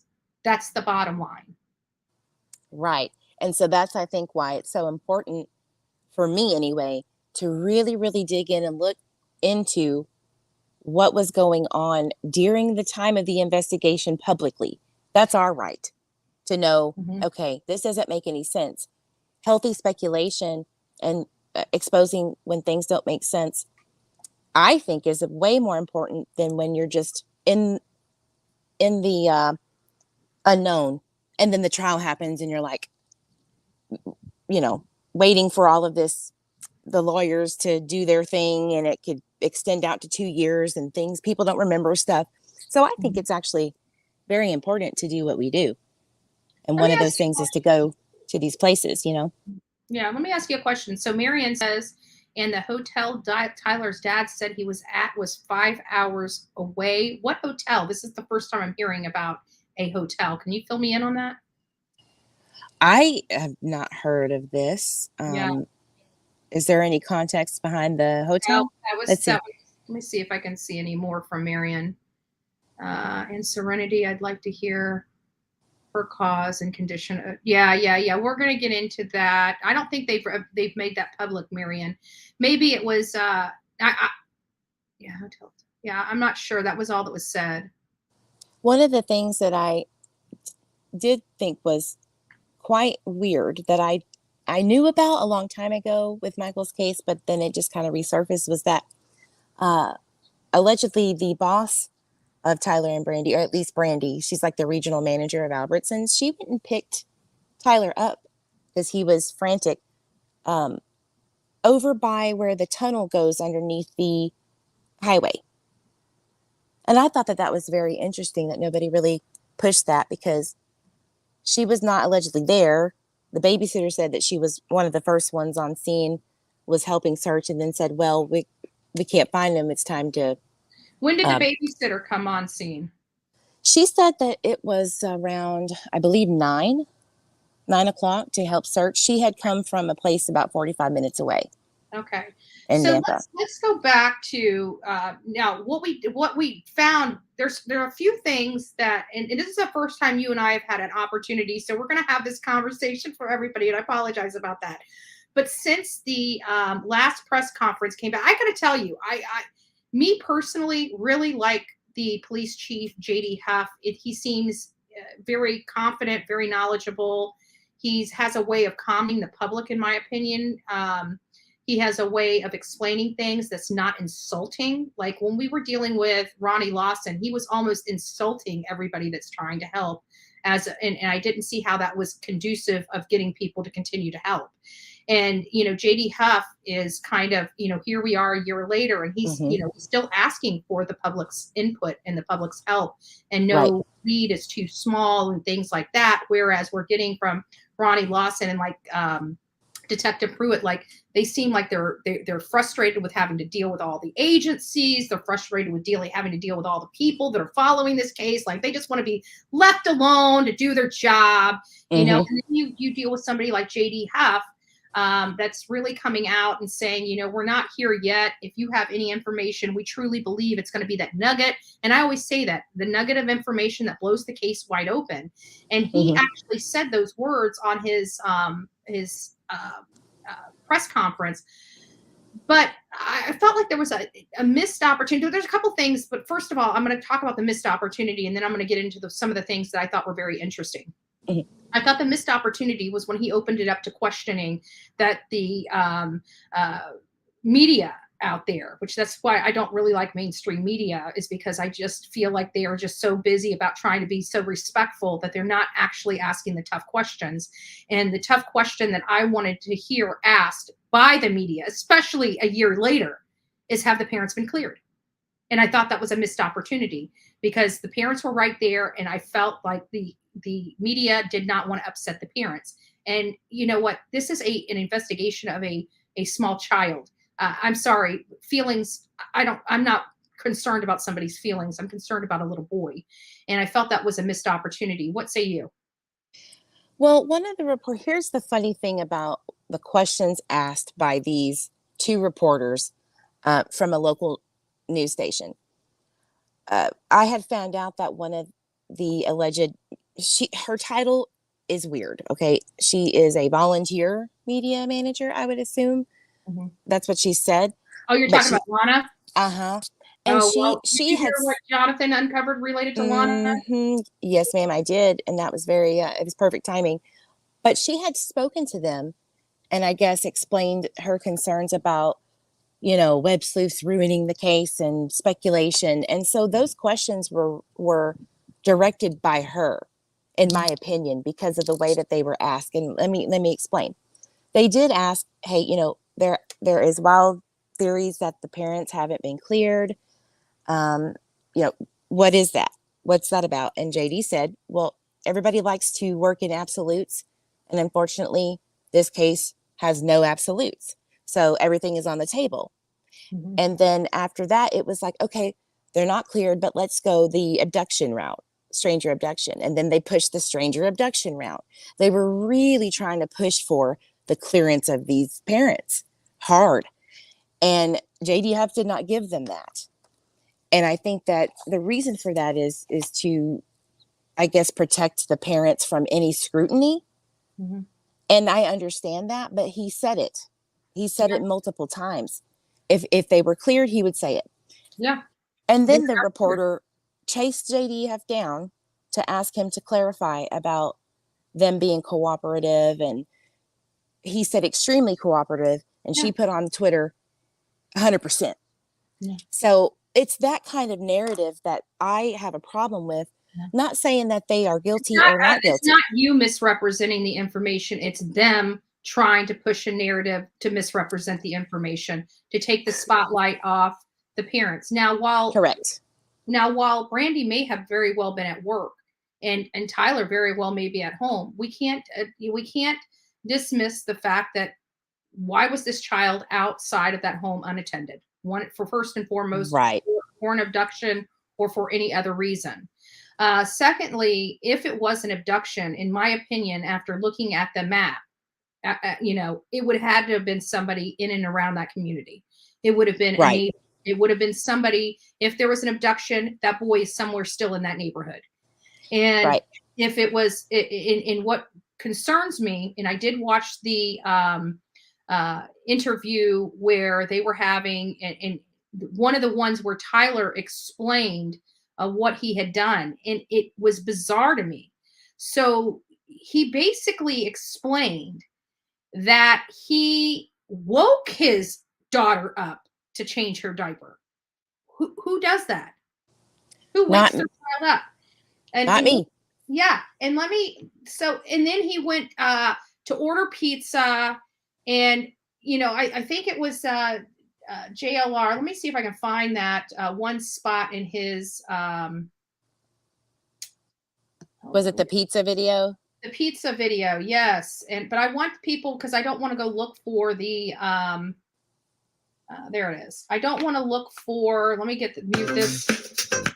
I do have a clip of just Brandy and Tyler speaking about the case from that interview. It's just talking, Brandy and Tyler, and it might be more helpful to just hear what they said, because that interview was, where were the questions? You can't even hear what the questions were asked. Here, I found it. I found the here, hold on. Let me get to that portion. Here it is. Took a minute for me to rouse her, and then I hold on. Let me pull this back, because diaper and ordered pizza. So I want you guys to hear this. Ordered pizza. Okay. Me to rouse. She was sleeping, so it took a minute for me to rouse her. So again, he's stating the daughter was sleeping and he had to rouse her up to change. Who does that? When you have a sleeping child, the whole purpose of a diaper is so when they're sleeping, they can use the bathroom. And when they wake up, you immediately change them. I have never heard Sorry, have raised multiple grandkids, okay? 3 of them, 3, because they lived here in Florida. They were here all the time. And trust me, I was one of those nanas that put their butt to bed at noon. And even if they didn't want to sleep, they're resting their body for an hour and they go to bed at 8 o'clock on sharp and usually are asleep by 9 to 9:30. That's why I do what I do. I have never once ever went into the room when my grandchildren are napping or sleeping to wake them up to change their diaper. I have never done that in all the years of raising those grandkids. Yeah, the only time I will say that I have woken my little one up is if it was getting too late from the nap. Here's my question though. Or there really was a blowout because they were sick. They usually had a stomach bug and I don't know, or a medicine time or something like that, but it's very rare. Very rare. Here's the question though. Why did she take such a late nap when her usual was between 12 to 2? Mm-hmm. What was going on during that time where she wasn't able to take her nap then? Or was she sleeping for 2+ hours? Did she go to bed or take a nap at 3, 4 o'clock and just was that tired? What was going on? Mm-hmm. But absent of like a major blowout from a child, absent of that, that would mean he would have to go, which we do. We check on the kids through when they're sleeping. I know for a fact I go in there multiple times to check on them, make sure they're sleeping and doing what they need. Likewise. We don't just throw them in a room and leave them. We check on them periodically. So I can understand that. And had there been like a major mess, I can understand it. But he's not, you would expect him to be saying, look, I went in there and checked on her and her entire bed was a mess. I had to wake her up and get her changed and change the sheets on the bed and, all these things. Right. We're not hearing that. We're hearing he woke her up, changed her diaper, went out to the garage, ordered pizza, smoked a cigarette. 20 minutes later, boom, Michael's gone. Nobody's seen him again. Right. Well, allegedly he had quit smoking a year ago, so I don't know what he was smoking, and that's just me speculating. Just going to put that out there. But maybe that's why the timeline is so mucked up. Was he not in his right state of mind? So, but not only that, I have babysat multiple children at one time in the past, and I always ask the older child, hey, can you keep an eye on the little one? Let's say Michael's age. Keep an eye on him. I'm going to go and change her diaper and get her up. Did that happen? Did he ask Ben, the second oldest, to hang out with Michael while he got her up? No, I don't think so. He didn't say that. So why is these filler times and these hypothetical situations happening? I think it's because it's to fill the time when he went missing. That's just my opinion. Yeah, because you got it. And that's the same problem we're running in with Summer Wells' case too, because the law enforcement, and we have Don stating this. This is not something Bullhorn Betty stated or any other creator out there covering Summer Wells' case. This came out of Don's mouth about how law enforcement has come back to them several times to fix the timeline, and finally told Don when he was on the behavior panel, he said that they came to him and said, look, no matter how we work this timeline, we cannot get it to jive. We need you to go sit with your wife. This is what Don said out of his own mouth. We need you to go sit with your wife and get this timeline down. Shortly after that, we hear about Laundrie and we hear about lunch. Lord help us. And then it's similar to this, after that, we hear about now there's a cigarette break and a pizza delivery. Well, here's the thing. I have a recording of Brandy going through Tyler's phone to clarify, and she notices that, oh, you ordered your pizza online. That's right. I forgot. Yeah, but she just said, and even in this portion of JLR's video, he's got this call to the pizza delivery guy where she says he calls in. And he's going back to it. pizza at 6:40 p.m. Okay? He ordered from Domino's. There's a timestamp. It shows you on when you order your pizza what time you placed your order. He paid over the phone. The pizza person was interrogated. They went to Domino's. They talked to the owner. They talked to the pizza delivery driver.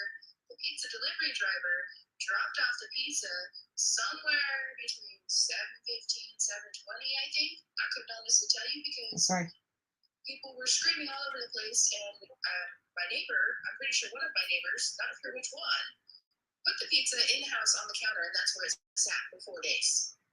Now, what I find very interesting with this, and this came right after the last press conference from J.D. Huff related to this case, which was just, 2 days ago.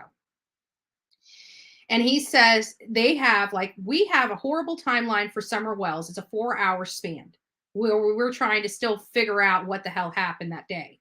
Here, he has got it down from 6:40 to 7 p.m. 6:40 to 7 p.m. The call that came in to the pizza was at 6:40. The delivery was right about 7:20, and the call to 911 came in at 7:21. To me, that seems odd. Yep. Not to mention we have this person walking around the neighborhood. I have recording of Tyler stating that he jumped the barrier where he went down the splash pad around to the back, which is a very wooden area, or it was at the time. Now it's all gone. But he went around the back where the fences are to the neighboring community, and then goes around, comes down into a community north of them. And he says that. And then you have this person coming out, or the photo of the person coming out around the area that he said he was at. And the reason why I say that, and this is not JD's Huff word, I did a picture overlay of an area I found, and it matches perfectly. And that's why we need to be out there. And that's where he said he was. Yeah. We need to go out there and document that. We need to go out there and you have all the incident that happened in and around that community around the time he disappeared. I'd like to mark those. I'd like to mark and find those houses where those calls came in on in and around that day. You know, I want to see that. I want to touch that. I want to have flyers. I want to go around that neighborhood and make sure flyers are all over that neighborhood and talk to anybody that's willing to talk to us. But, you know, we can't do that from here. Right. Now, I want to say this. I'm having a hard time believing that the photo that they released is in fact Tyler. It could be. I have a hard time believing that because the guy looks a little short and he's got tattoos all over his legs. Unfortunately, we don't know if Tyler does. I don't think so. But that kind of makes me feel like somebody maybe could have assisted in the abduction theory, right? If he was abducted. So if he's not coming forward and nobody saw this, it makes me feel like maybe this was a ruse from law enforcement to kind of ruffle some feathers. It is a tactic that investigators have used in the past. Yeah. So many people, and this is the guy right here that they are referring to as wanting to speak to. It's this man right here. There's a way I can get that to blow up a little bit bigger, but probably not. There it is. I do have a video of the second released Honda Pilot that was not on the Facebook page of Fruitland Police, but it was given from Fruitland Police to the news. And I found where that was by doing an overlay picture of the area. Plus, I already knew where it was because I literally know that community from Google Earth. I found where that was, and it was going the opposite way of what you would think someone was trying to get away from. So it looks like they may have came into the community from Whitley, South Whitley, and then turned left onto Southwest 8th, but it was exiting Southwest 8 from the opposite direction at 647. So that tells me this is a community, that this is somebody's Honda Pilot within the community. Yeah, and I'm glad, because J.D. Huff even stated that they do believe that this Honda Pilot, 2016 to 2018 model Honda Pilot, they do believe what is a community member, but they have not been able to speak to them. And it makes me wonder, is this somebody that just works all day and doesn't realize that they're even looking for them? Because we find that you're thinking, well, how can somebody in this area not know that law enforcement is looking for them? Because when we walk into these areas, believe it or not, there's a lot of people that don't even know these kids are missing, and they're right, in the same community as these people. Yes, my husband's ex-boss, who lives in Caldwell, he lives closer to Fruitland, and he's about 15 minutes. He had no idea who Michael was and if he was missing, and he's lived there for years. Right. It blows my mind. So then, we're in the aviation business, so I asked him, could you please tell your pilots to keep your eyes out in these areas? And they have been doing that. In fact, there was one tip that was submitted by one of the pilots. So, those are the kind of things that the community needs to know. And if they don't even know a kid's missing, why? Yeah. Is it intentional? Yeah. Yeah. Because a lot of people these days don't, like me. I don't have cable in this house. I don't watch regular TV. I have apps on all my devices. All my devices now hook up to the internet. My TV is ran by the internet. I don't pay for TV services. I don't pay for Spectrum or whatever other kinds of services that people have. I don't watch, news and TV shows. If I want to watch something, I'll watch a specific show on Amazon Prime, YouTube, or a number of other apps that I have, because it's a lot cheaper this day and age to pay for streaming services than it is to pay for cable, with all the commercials and all the garbage that goes in it and the crap I don't want to hear or see or listen to. I'm tired of paying for it. And many people are just like me out there. Right. I have Netflix, Hulu, and I think Peacock. That's about it. I don't really need much else. Yeah. Yeah. Everything's streamed online. We don't do the whole, TV service, the cable service like we did. I remember back in the day, it was Comcast. It was, oh geez, I can't even remember all the ones that it was. Paramount. It went from TV and it kept selling, and then the internet and all this other stuff. I digress. But there's just people that don't listen to it, don't watch the news. They get their news from social media, and right. And the ones that are watching the news, that are watching this being covered, they know about it, but these other people don't. Right. Well, we did find, and of course, I'm not going to put any of their information out there, but we did find one of the community members that had a Honda Pilot that matches the description of what they released. And I can just tell you one thing, that they are elderly. Mm-hmm. Okay. They're older. And it makes me think, okay, they might have just not remembered what they drove, or somebody took their vehicle without them knowing and came back and just didn't know about it or couldn't remember that day. Because again, that Honda Pilot came out in October, October, I want to say 8th, and Michael went missing July 27th. I would even have a hard time remembering what I drove that day myself. Yeah, because it's hard to go back, and so you just have to ask everybody with a Honda Pilot, was it in and around that area? It seemed pretty standard, and a white Honda Pilot is probably the highest selling vehicle that they have. I mean, it's white. There's so many of those. Like in my community of about 500 homes, I can't tell you how many Honda Pilots and Honda CRVs there are. Right, they're a popular brand vehicle. But the color white is the most popular because it's the cheapest. Exactly. They're everywhere. So, but I guess the thing is that I don't feel that Tyler would have came out publicly without the push from these wonderful ladies and YouTube creators who are questioning these things, because media has tried. Marky Martin from News Nation tried to speak to Tyler. She spoke to Brandy and did an interview, but Tyler was unavailable. And that happens a lot because he hasn't done a public interview until recently. So I think that what we're doing is helping. Yeah. But the reason why he may not be speaking is because he's truly the one under investigation, and he's, choosing to keep his mouth shut. Yes, because Randy says on his behalf can't be used against him. Right. Well, I found a clip from Marky Martin that had happened back in December. I believe it was December. And it was very interesting that Brandy told her that they were interrogated as suspects at one time. Wow. So that's very telling. So you were under the gun.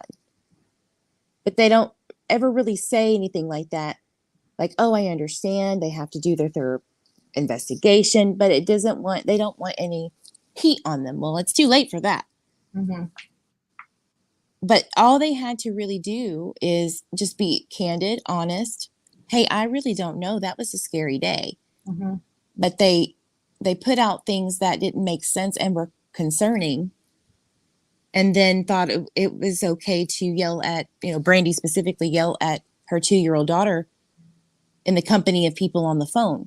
That's concerning. Period. Yeah, it's insane. But let's see here. And then the takeaways. The takeaways that I got from the press conference was very interesting as well.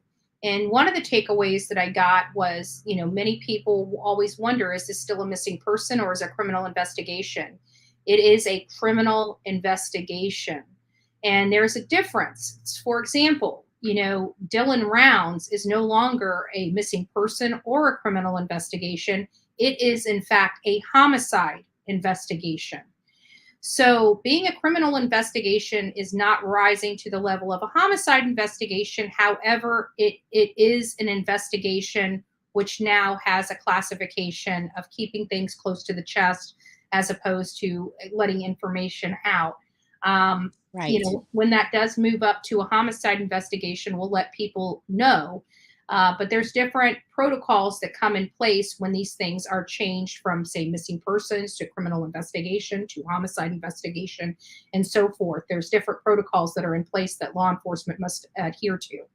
Right. It was very surprising to me how many people did not understand what a criminal investigation actually meant. And there's around about 4 things that goes on in a criminal investigation. First of all, have information that a crime has occurred, to get that evidence to prove that the crime has occurred. 3, apprehend the suspect. 4, put his ass in jail. I mean, that's what a criminal investigation is. So right now they're in the stages of the first 2. And we don't know what they have, but we do know that they've done 27. They had 27 search warrants, which is a lot, in my opinion, depending on what it is. Yeah. They have persons of interest. They're still writing search warrants to this day. They're not done. They've got a handle on this. And people don't realize sometimes it takes a long time because let's just say someone is apprehended and put in a place that they can't get access to, and they have to wait for that person to be released, or they have to wait for search warrants, which do take a long time to get approved. There's so many things that they have to do if they're not getting the proper timeline details that we surely aren't from the parents themselves. So it takes time. But that doesn't mean that they're cleared. That doesn't mean that they don't have, information that could blow this case up overnight. We don't know. No. But I think also another thing about, another good point, if we all were to collaborate and get out there, another good point would be, if it was an abduction, we can see all the places of how this abduction could have occurred. We're looking at maps, and this road here, this dirt road here, looks like it's going to go straight this way with no obstruction.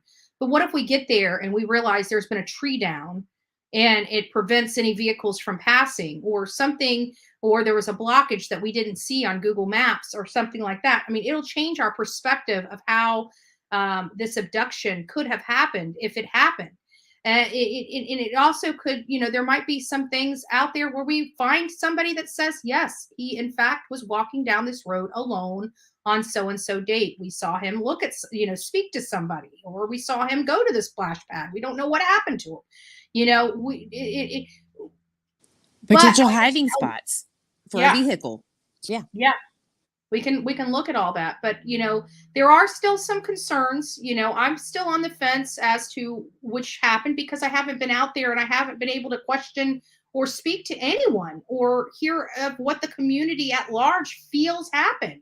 A lot of this stuff, when you get to the community, they have their opinions because they've lived there their whole life. They know what goes on in and out of there. They know, everybody's gossiping and those things. That's pay dirt. Right. I wanted to address Marion's question about the dad being at a hotel. Now, then she stated something about a haircut. Now, I don't know anything about the hotel, but you're speaking about the grandfather, Bob Vaughan. He allegedly went to have lunch and went to his favorite watering hole after getting a haircut. Has he confirmed or denied that? No. Hasn't said a word. So we don't really know. But when she was asked, when Brandy was asked about it, the way she went about that whole conversation was very strange. There's a video on my Michael Vaughan playlist, and she went to go ask Tyler, do you know when Dad was? No. She didn't even ask him a full question. So I don't think she did ask. And then she just said, after 12:30, which is when she went to work. Yeah. Yeah, she was being, and that's another thing. She seems to be very snippy at any questions related to her and her family. Naturally, people are going to want to know what happened inside that home, because they were at the end of the day, we can't take away the facts. And the facts are Tyler was the last person that laid eyes on this boy from inside that home, period. And we can't take that fact away, no matter how we change anything or what we think. We can't take that fact away that Tyler was the last to see that child. Tyler failed his lie detector test.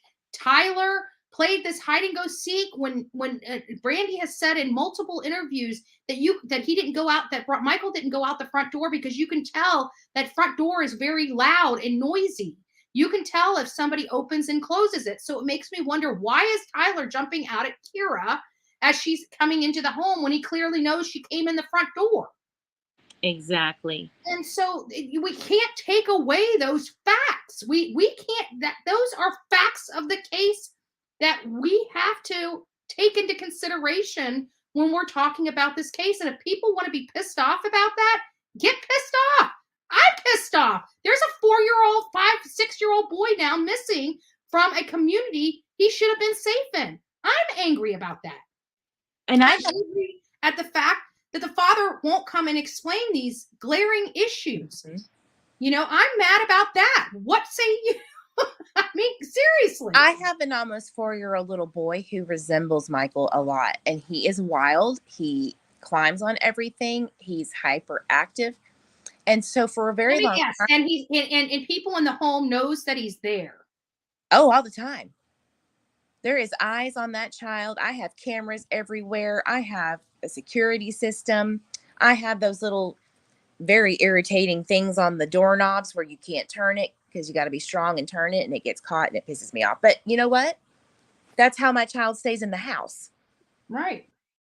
And it just then makes sense that didn't either happen at their house, or that it took 20 minutes to realize that he was gone. Mm-hmm. Yeah. And then the other issue I have is that, Ben was in the house during this time, and he went and locked himself in his bedroom because why? Monkey was getting on his nerves. So he ended up going to his room to play in his room and lock the door because Monkey was driving him up a wall earlier that day. Right. So Ben was in his room. So clearly Michael was being seen and heard. And then all of a sudden Kira comes home and she never hears or sees him the entire 2+ hours that she was home. Those are facts of the case that we cannot change. And she left to go to her friend's house during the chaos. Supposed chaos. And then, right. And then came back after when the searches started going down. Yeah. Funny. And the call for law enforcement didn't happen until after she was out of the home. Correct. So I'm telling you that they said that it was 6:40 to 7 that he went away. That's their timeline. But I feel like what happened was way before that. Because Kira did not see Monkey when she got home around 4:48. No, it was 3:48. She was yeah. So why? That's a long time to not see your brother. Especially one that's boisterous, that's running all over the place, that's driving you up a wall so much that your younger brother had to go and shut the door and lock it because his little brother was driving him so much up a wall that day that he just wanted to be away from him. Mm-hmm. I mean, these again are facts of the case that we cannot we can't change. You know, it's not True Crime with Eve pushing a narrative. No. It's not Bullhorn Betty pushing a narrative. These are facts of the case that we cannot dispute. I wanted to jump in and help maybe clear that. Like when I came to it, I was like, no, there's something that they're just not remembering. There's something that they just forgot about. Maybe they need to just think a little bit harder. But no, it was defiance, lies, silence. And I think that that's really when it went downhill in February when he got his Miranda rights read to him. Right. Miranda rights are not just to keep you safe, baby. Miranda rights are to protect the integrity of the investigation. Exactly. To use your words against you in the court of law. That's what a Miranda right is. If you get one of those, you might want to think about what's going on. Yeah. Just say it.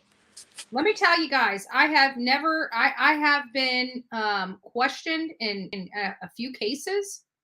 Never once read my Miranda rights. Never once. Including, but not limited to Kathleen Moore and Collin Knapp. Because many of you guys know, we found out later she was shot, but when we were out in those woods, in fact, because he was a meat guy, he was a butcher. So we found a cleaver without a handle on it. I didn't know what it was. It was just something shiny. And before I knew it, I was already reaching down and picking it up by accident, which was wrong of me, However, I had to meet the detectives out there to show them, one, where I found this, and two, give a buccal swab. Not one time throughout their questioning of me out there in where I found that did they once read me my Miranda rights, ever. And that was in a murder investigation. If that tells you guys anything. Because you weren't a person of interest. Nope. And they didn't have evidence to suggest that you were a suspect. Yeah, exactly. So just to put that into perspective for people, yes, I was questioned related to a murder investigation. No, they do not have lawyers. I'm reading the chat. They said that they didn't need them. Why would they need them? And maybe that's to make it. Sorry. Can you hear me? Yep. Okay. To make it seem like they're not guilty. So why would we need one? Well, I honestly suggest that everyone gets an attorney on standby just in your life. Absolutely. I come from, I have an AA in paralegal studies. That is the first thing they taught us. Don't care about what people think. You want somebody there fighting for you and protecting your rights. It's important. Anybody that's ever, I absolutely agree with getting a lawyer up front in something like this. I have no problem. What I have a problem with is when people go a year and then decide to get the lawyer. When the heat is on, that's when I'm starting to say, okay, now, because for example, we had a murder here in Manatee County. It was at Panther Ridge. For those that want to look it up, Panther Ridge was a new and upscale community here in Manatee County, and a husband and wife were split up, and the wife maintained the home in this beautiful upscale Panther Ridge community. And the father didn't hear from the mom and didn't hear from his 2 young children. And so he went over to the house to check on him, where he found them. I don't want to just, it was really, really bad. I think one of his children did survive the attack. I can't remember the details. Maybe they all didn't survive.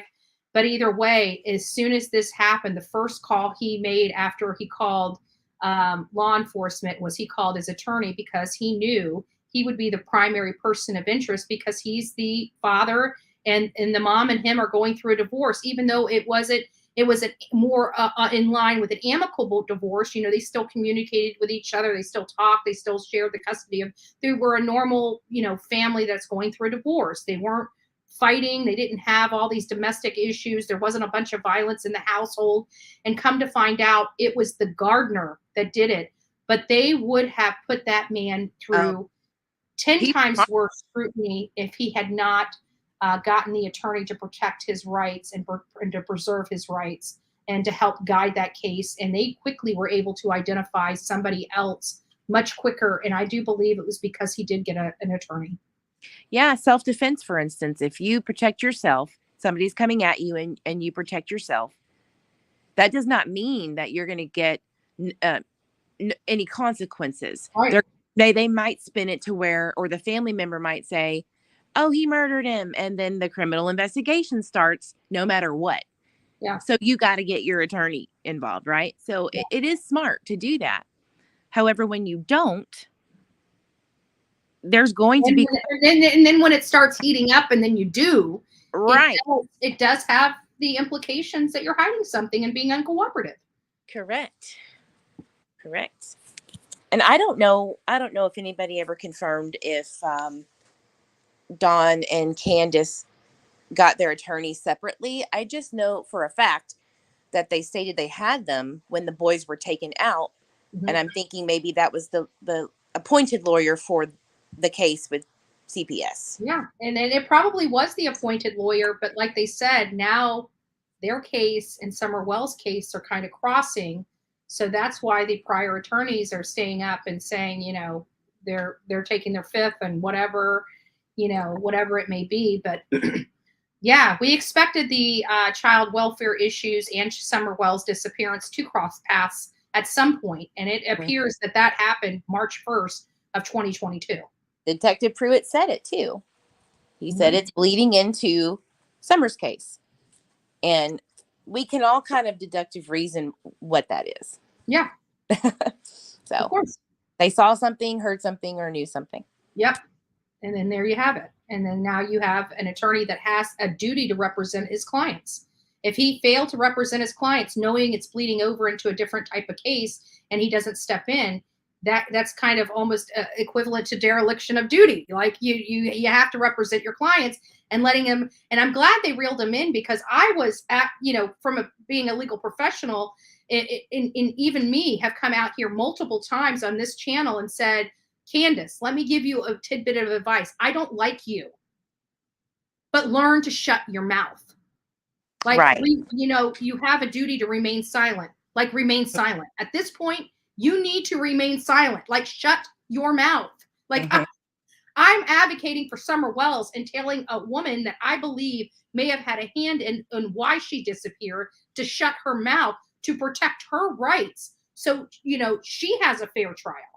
And she was doing all this work. Well, apparently somebody got to her, and I have a funny feeling it was the attorney saying, this is not looking good, and what you're doing is really going to be detrimental to you later down the road. And I think whoever spoke to her finally scared her enough to shut her mouth. Yeah, I think that's funny that you mentioned that, because I think that in these smaller areas like that, maybe they couldn't get a lawyer to jump on board for a while. They were like, I'm not doing this.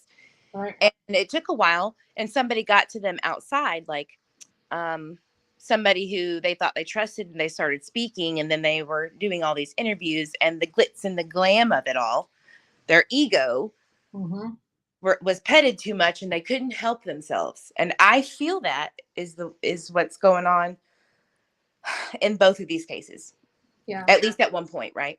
So. But I also think that this is getting ridiculous, and we need to find ways to fix the issue where all you have to do is make sure your child is never found and you walk scot-free.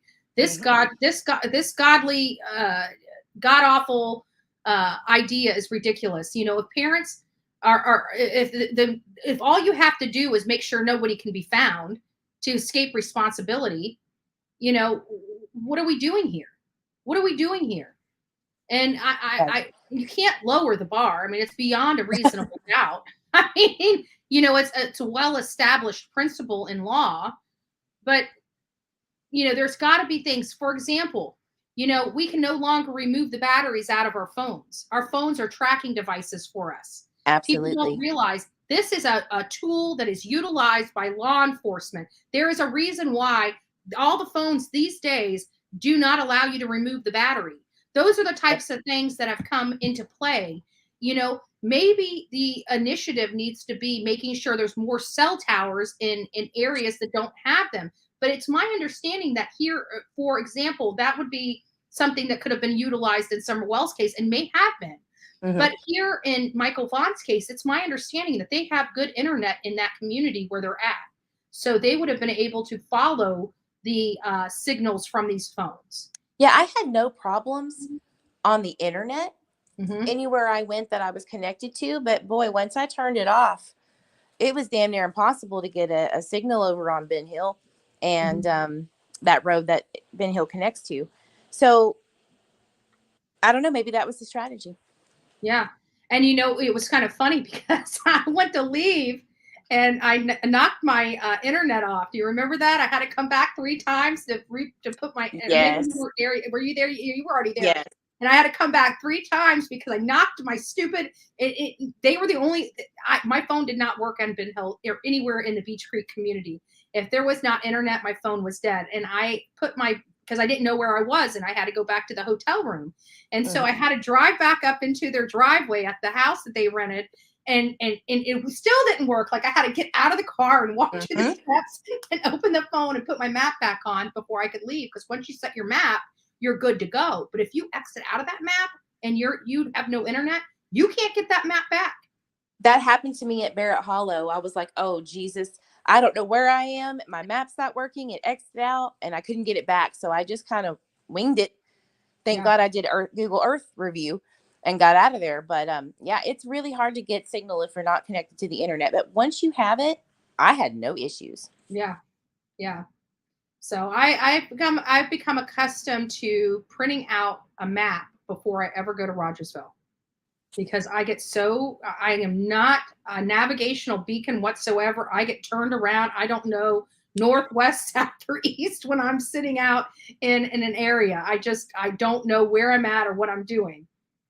I live with GPS, and I wish that they would make an app like the Google Map app. I wish they would make that almost like the Garmin. Like you don't have to have internet to use the Garmin. You should not have to have internet to use your map. You just shouldn't. I know. I agree. I was going to ask, I have to jump off of here in just a second, but I wanted to ask if you wanted to do a live panel, not only on Michael's case, but there's a case study that was done in 2011 that I literally shove down everyone's throats when I can, but it's the only case study regarding false reported abductions on missing children who they were in fact murdered by their parents. Yeah. It's the only one I've ever found, and it's regarding 61 cases involving 66 children. And I think that this case study hits so close to at least the Summer Wells case and Michael Vaughan's case. Maybe not Michael's too much, but Summer's for sure. Yeah. And I'd love to go over that so your viewers can see. Yeah, let's do it tomorrow, because tomorrow's the 1-year milestone of Michael Vaughan. You know, we didn't have the opportunity of doing a 1-year candlelight vigil for him.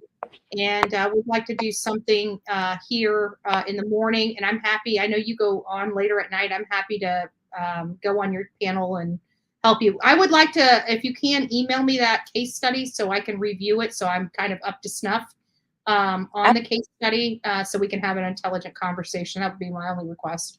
You're going to be your mouth is going to drop. I'm telling you. I'm sure stuff I've been finding over this last year is making my head spin.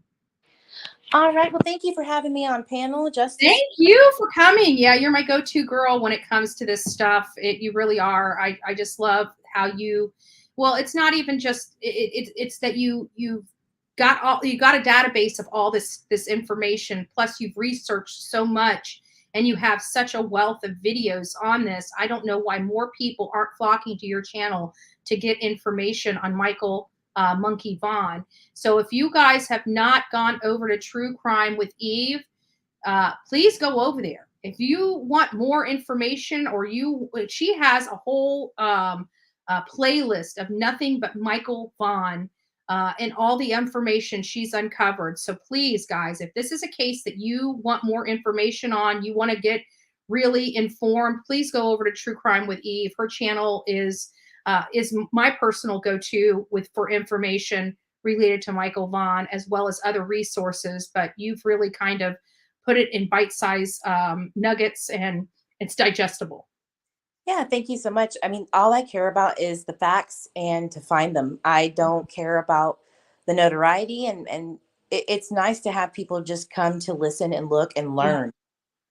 That's where I want the numbers to be about. And so please do. Thank you so much, guys. Have a wonderful day. All right, Eve, thanks so much. We appreciate your time. And I can't wait to see you tomorrow. Just pop on here when you're in here, and we'll just go live. But we'll plan on doing this again tomorrow. All right, sounds good. See you then. Bye, guys. Right. Bye-bye. Just a great woman. I mean, she's really she's so sweet. She's so sweet. I had an opportunity to meet her in person. The people that I meet, that you see me kind of gravitating to, it's because I've met them. I've worked next to them. I know who they are, and she is no different. I'm so appreciative of Eve in all the stuff that she does, and she does it from a labor of love. She really does try to get the information to us in a very palatable manner. And she's funny too. She has some good, she has some good expressions, especially things that don't make sense. She's like, huh? You get to see her personality on her videos as well. But what I like about her videos is she's taking people's own words and talking about them. So it's like, this is not something that's speculative. This is information that's coming right from the parties that she's diving into. So anyways, guys, it's coming to the end of this session, but we also want to give a big shout out to Justice for Vaughan. A lot of our, Marissa and Justice for All has really taken the charge and the lead into advocating for Marvon McRae. And so I just wanted to touch base on this case just a little bit. You're going to get a wealth of knowledge from them too, but I am diving in and looking at some of the absolute ridiculousness of Slay with Dre, right? Andrea or Andrea, however you pronunciate her name. Many of you guys, if you haven't heard about this case, this is a gentleman that served our military and was trapped in a marriage. She trapped him. She has come out publicly and stated that she trapped him in this marriage. She is an absolute lunatic that is on this whole vegan, but it's not just vegan. It's not just a vegan lifestyle. She has gone overboard where she's using K to feed him and her children, which is disgusting to me. She's using all these supplements and plants, and I really truly believe it caused Vaughan to be very, very depressed because he was miserable because he was trapped in this marriage with this crazy woman. And this woman was getting crazier and crazier every single day. She is not right. There's something wrong with this woman. And her name is Andrea McRae or Andrea McRae. I'm not sure how you want to speak about her, but she is just a lunatic. And she was fat. Here, I'm going to show you. Hold on. I feel like, oh. She was heavy, and now she's a toothpick. I don't like talking about this because I feel like it invites nastiness into my home. So we're going to do a lot of praying and a whole lot of other stuff after I tell this story, because I don't like telling it at all. I don't like discussing it. And as stated before, please be respectful and let's not bring it up on future live videos, okay? Let's not bring it up at all. But now, I used to see a chiropractor all the time. I'm going to refer to his name as Dr. Devil. There is now, which it probably expired already, an order of injunction. I used to go live on this page every time I would get adjusted. My kids would get adjusted too. A lot of you guys went to go like his Facebook page after I went live. One time I went live and he got over 1,000 likes in he grew about 1,000 likes in a few hours. It was crazy. That doctor was into some dark-ish, man. Some dark-ish. And he did something to my husband. And every time he would get this. But she doesn't talk about what she has done to her husband. What has she done to her husband? She has lost her coconuts. And we're going to get into some of the stuff. If you guys have been watching Marissa, you know about this lady. I noticed something was not right. I didn't know what it was, but it wasn't right. I got it done. Remember, whenever I completely shut down social media, I went through severe bullying on here on Facebook. So your bullying has only begun because you're crazy and you've kicked the hornet's nest. Severe. Made me sick, really sick. And it makes me wonder, why isn't this crazy lunatic on these clip channels? Why haven't they exposed this crazy lunatic, right? They're all about exposing the horrible people of social media, right? Like BT, always out talking about how she's ready to expose somebody, right? She wants to review them, right? And she has to go to people like me and other people, right? But people like this, she gives a free pass to. She gives a free pass to. BT, why don't you review this lady? Why don't you review this lady? She's a despicable woman. Right? She's just about killed her damn husband. How much more despicable do you need to run a review on a social media person? Here you go. Here you go. Curious. Never going to happen. Never going to happen. This woman is not a doctor. She said, I saw a video where she said she was going to expose her products cured all these things, including AIDS, which was completely insane. And why anybody would believe this woman is crazy to me, is absolutely crazy. Why is this not going back? What is that?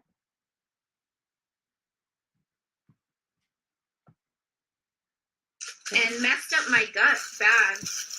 Messed up my gut bad. Well, anyways, I would projectile vomit after I would eat. I'm sorry, guys. I'm trying to get this off. So I can't get it off. Don't want to hear that lady anymore. But once you get on there, it's not letting me get off. So I got to go back and.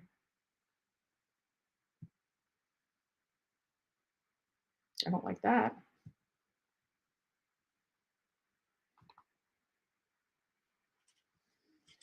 So let's keep going. And this is one of the largest groups covering this case. One of the largest groups covering this case. But this guy is just, they're wanting him to open his eyes. Apparently he's breathing on his own, which is a good sign, but they still, they stated at one point that they believe he was brain dead. It doesn't appear, at least some things aren't. And if you guys want to see this man, was so full of life. He was so full of life. There he is, full of life, dancing, enjoying life. He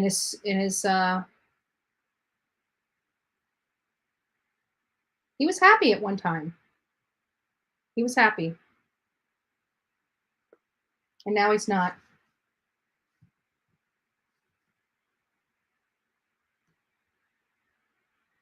And look at her now. She went from being overweight. I don't even know. That was from June 2021 to being this hollow shell of a woman.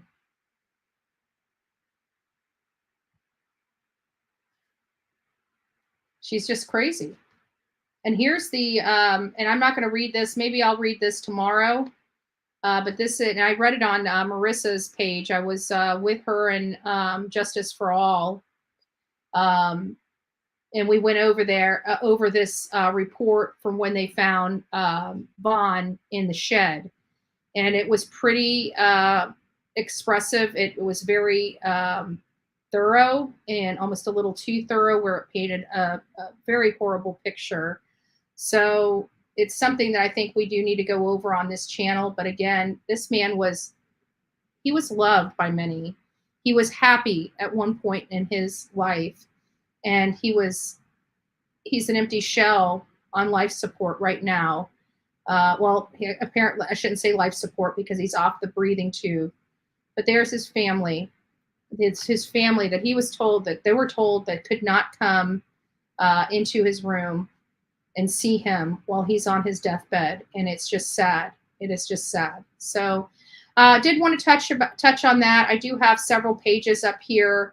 And I think that was about it. And we were just going to talk about Victoria Martin's information. There's new details in her case. We'll just read this real quick, and then I'll let you guys go, and we'll be back here at 2. The APD detective details reinvestigate into Victoria Martin's case. This is in Albuquerque, New Mexico, as prosecutors are expected to wrap up arguments in the case. I get this out before it starts blaring. Fabian Gonzalez against Fabian Gonzalez in the 2016 killing of Victoria Martin's. A former cold case detective took a stand Monday, giving detailed description of the investigation into the 10-year-old girl's murder. Detective Rich Lewis' work is credited to leading to the complete overhaul of changes in the case against Gonzalez. Michelle Martins and Jessica Kelly, based on DNA, cell phone evidence, and discovery of Martin's false confession. Charged with reckless child abuse resulting in death, Gonzalez is accused of leaving Victoria in a dangerous situation that eventually led to the girl's death. He is also facing multiple evidence tampering charges, accused of helping Jessica Kelly. I'm not going to tell you what they did to her. Clean various pieces of the crime scene. Lewis described the monumental and confusing nature of the case to the jury. I can't even put on a scale. I've never seen anything like this in my 40 years as a police officer, Lewis said. I've never come close to writing 17 supplemental reports on any case. Would you describe this case as confusing? Asked Deputy District Attorney Gear Stali. To this day, Lewis responded. Lewis took over the case in September 2017, describing closing out roughly 30 homicide cases to focus solely on Martin's murder. As he began looking at the evidence, specifically police interrogations of Michelle Martins, Lewis said he began to see something the initial investigators did not. I started seeing something that there might be somebody else involved, Lewis said, describing a fourth unknown adult in the case who is thought to have killed Victoria. It was a group investigation, but the investigation from the APD, so Albuquerque Police Department, determined that some of the charges just weren't appropriate. Fabian Gonzalez was not involved in some of those charges. Victoria was killed on August 23, 2016. Prosecutors say evidence showed that the 10-year-old girl, I'm not going to go in there, by an unknown man. Gonzalez's cousin, Jessica Kelly, described the man entering the apartment and hurting gravely Victoria while Fabian Gonzalez and Michelle Martins weren't home. The defense argues that Gonzalez had nothing to do with Victoria's death. It's accusing Jessica Kelly of being the sole person responsible for the killing. This was a very horrible case, guys. I can't say all these words or describe what happened to this little girl. So if you guys would like some more information to get up to date on what happened to Veronica Martins, it's Martens.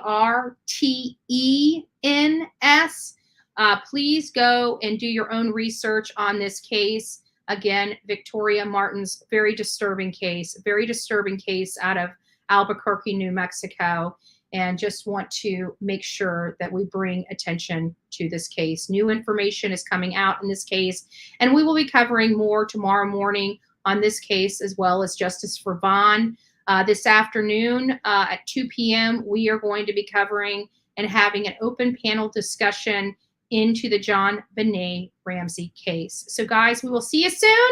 God bless you. And don't forget to be fearless, folks.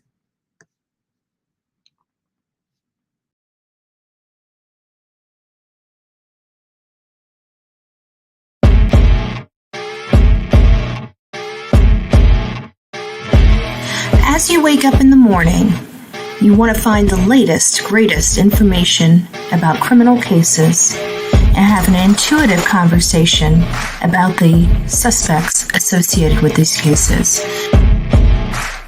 Head over to the Bullhorn Betty channel on YouTube.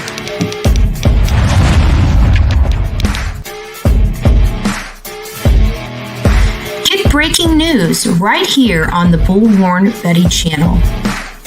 Welcome to the Bullhorn Betty Coffee Club. Enjoy your stay and enjoy your day.